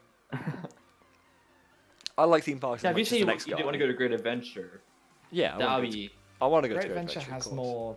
more appealing rides. Exactly. to- Like Yeah. even more though interesting perhaps it's a rides. worse park in terms of how nice of a park it is. I don't know. You tell me. But I don't know. It's just like there's nothing that interests me at Dorney Park. I'm sure the rides are good, but I have no interest whatsoever in that park or riding any of the rides there. So there's no point Yeah. me, traveling several thousands of miles and spending lots of money to spend any time at Dorney Park when I could spend it somewhere else. got it. Like buying Andrew a pizza. I don't know. That'd be more that'd be more worthwhile to me than going to Dorney Park. I'm not worth a pizza. Don't worry. I'm sure that's not true. But yeah, Harry, when are you going to come to America in general? I know we've had this discussion like every other month. So like That's what everyone wants to know. it would have been sooner, but there's some little thing happened called COVID, and that kind of ruined the plans. So Yeah. and my first port of call in America, which is probably upsetting for most people, is definitely Florida. So Oh yeah. No, Florida's worth it. Trust me. Yeah, It's yeah. good. it's Just just don't go to fun spots. just don't go. Is what he said. Don't go to fun spots. No, the fun spots. Again, I'd only be interested in riding like the main coasters, the main two woodies. Everything else I don't really care about. I mean, unless you want to do the Giga Sky Coaster, that's your call. To be honest, I might even just not even go to Fun Spot. Don't. What's the point? I'm sure I'll go back to Florida at some point. I'd rather spend it at a good park. Just spend another day at SeaWorld or something. I don't Well, know. spend another day at SeaWorld. What's the point? Because Mako is hot. Yeah, but surely you just get your rides on Mako and then job's done. Okay. It's the problem with Florida. No. Okay. I'd rather So much to do. gawk over, Harry Potter or some stuff like that. All right. Someone's trying to tell me fun spots are fine. There are the two worst parks I've ever been to. Period. A cred's a Like- cred. It is. The way the parks are operated, the way they just don't do things, it's not worth. I personally never give them money again. Fair dues. Like, I mean, I know maybe this is a little hypocritical judging on COVID guidelines, but their employees don't even wear masks. Like, if you try to talk to them, they take it off and there's like cough in your face. I'm like, where is your guidelines here? But yet you still distance the trains. So your care about COVID is inconsistent, and it makes my day a lot worse because of it. I don't know. I was pissed off at Fun Spot both times I went, and I should probably stop before I go harder on them. Yeah. The thing I found is, as I've gotten both older and having been to more theme parks, I care less about riding individual coasters. You know, Mm-hmm. I no longer want to ride a coaster for the sake of it. If I'm going to ride a coaster, I'm going to ride it because I'm interested by it. And I'm going to go to a theme park because I want to be at that theme park, not because I want to ride this really obscure little roller coaster that, you know, has no value existing whatsoever. So that's definitely going to dictate how I spend my time in Florida, which obviously means I'm going to end up spending the majority of my time at Disney and or Universal parks, Mm-hmm. and then making the, you know, the day trips out to the others. So Yeah. yeah. So dark rides in Florida. What do you want to ride dark ride wise? All of them. Honestly, Spider-Man. I got no idea what it's like. I've never seen it. I've never looked at. My knowledge of Florida in terms of the actual rides at these parks is very poor, and for good reason. Yeah, keep it that way. Exactly. So, I don't know. Obviously, there's all the stuff in Pandora. Well, not all the stuff. Flight of Passage, Yeah. and then both of the 2 Star Wars rides I'd like to get on. What else has Disney got that's interesting? Dinosaur. I've been on it. I'm pretty sure. Tower of Terror. Yes, of course. I've been on it, but of course, yeah. Rise of Resistance. I said that. All the Star Oh, Wars you did? rides, I'm just- sorry. yeah. Yeah, exactly. All the Star Wars rides for sure. Ratatouille opens. I couldn't care less. Isn't it supposed to be good? Apparently, I don't know. if It's supposed to be fine. good. I've been on it. It's fine, but like, Ratatouille did. Oh, because you've been on Paris. yeah, Okay. yeah. I don't even know like what dark rides do Universal have outside of Superman. I'm sorry. Gringotts, sorry, you just- whatever. Oh, I said what dark rides do Universal have outside of Superman? Superman.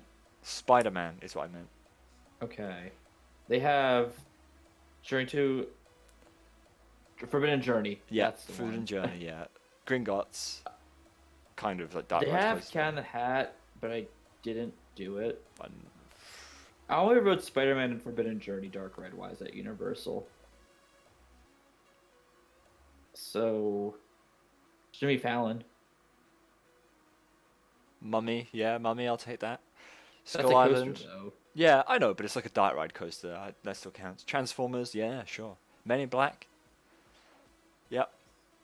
See, I just literally have no idea about any of these parks. And obviously, I'll have to. When I eventually do go, I will read up about it. But not. I'll read up to know what attractions there are, what's worth riding, but not read up about what they are. I'm very keen to. Somehow I've managed to, exist and not know that much about Florida. And I kind of hope to keep it that way until I get there. Yeah, and I'd say that's the best because that's what I did in terms of the dark rides. Like I knew nothing going to Flight of Passage. Well, Flight of Passage I knew a little bit because I know a little bit as people well. love Yeah, it. Exactly. But Spider-Man I knew nothing about. Exactly same. And I left my trip in Florida with those 2 rides, possibly the 2 favorite rides I've been on. Period. It's awesome. Maybe. Yeah. I don't know. It's hard to compare them to coasters, obviously, Yeah. but I was left speechless by both Spider-Man and Flight of Passage, personally. There you go. Yeah. I think we're going to wind down the stream, so we'll take a few final quick-fire questions. Yeah. Jamie says, any tips to go to Blackpool? Joel, any tips? Oh God. In getting there or actually I imagine tackling the park? handling the park. If you can go on a weekday, Yeah. and other than that, like if you go on a weekday, you'll probably be able to get on everything. Mhm. I don't, Pleasure Beach Experience did a good video on how to tackle Pleasure Beach They on did, a busy actually. day and get on everything. So go watch that. They know more about the park than I do. There you Yeah, go. you can get the train there pretty easily. Either to Blackpool North and then get the tram up to the Pleasure Beach, or you can get a train to the Pleasure Beach. Yeah. Matt says Leesburg's new Doubt ride looks like a sleeper hit. It does look fun. I think it's definitely something that Leesburg will really benefit from. Having that family dart ride really will add to the lineup of attractions there. And yeah, if it's anything Everything like in that Wallace and kids' Gromit, then area it'd be is- good. Everything in that kids area is great. So It is. I assume this will just be good as well. Yeah. Coaster Mhm. Connection, go get yourself an icon, and then it's one of the best UK's best coasters. So you're missing out, bud. Mondo says, any European countries you'd like to visit in the near future? Andrew first. Which top 3 European countries you want to go to? UK, Yeah. Sweden, Yeah, Germany. sure. Joel. I don't really know. There's a lot of, I guess, the Netherlands and Sweden again and Finland. I think. Just off the top Finland. of my head. Nice. Yeah. No, yeah. I like I like Finland. Finland. I'm gonna steal that one. Finland, Netherlands. Spain for you, I guess. I'm trying to think more. Yeah, actually, Spain. You're right. Exactly. Yeah, Barcelona. So there you go. Let's answer a few more quick-fire ones, if there are any. What part do you most recommend in Europe?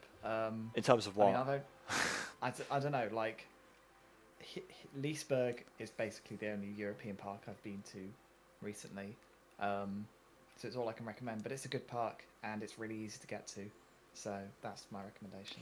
Depends what you want from a European park. If you want coasters or if you want all-round, they're two very different things. One of the best all-round it would definitely be Europa, but if you want coasters, Europa Park is not the place to go. Probably Energylandia or Portaventura for coasters. Portaventura, I'd say, yeah.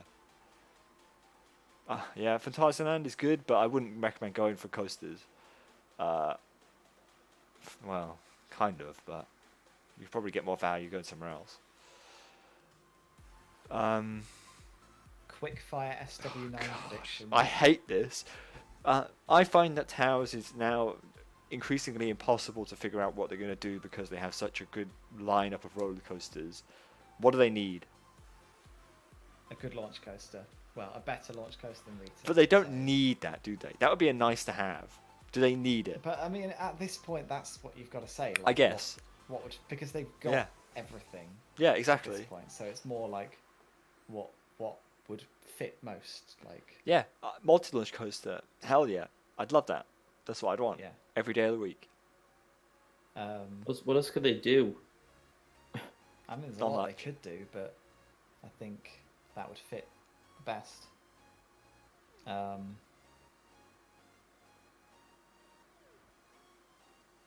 Any other good questions? Someone really wants to know when you're going to ride Fly. Never. No, I will. There you go. When the pandemic ends. There you go. We'll go back to Phantasialand at some point, for sure. Okay. Final Brigman's best part. Mind Eraser during like Odyssey. One of the best Odyssey, FLCs. really? Surely there's got to be some really good break runs out there that you just end on. It's like, hell yeah. Can't But really it's the think. best part of the ride. Alpengeist has a great mid-course. This is the jolt into it. Jesus. I thought you like that. I don't know. I don't think he meant that way.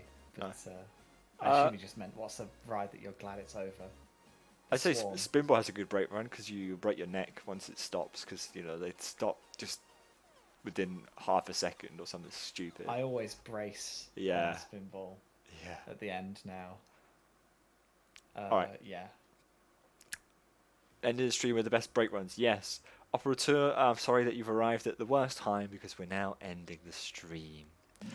Thank you all It's for all over. watching.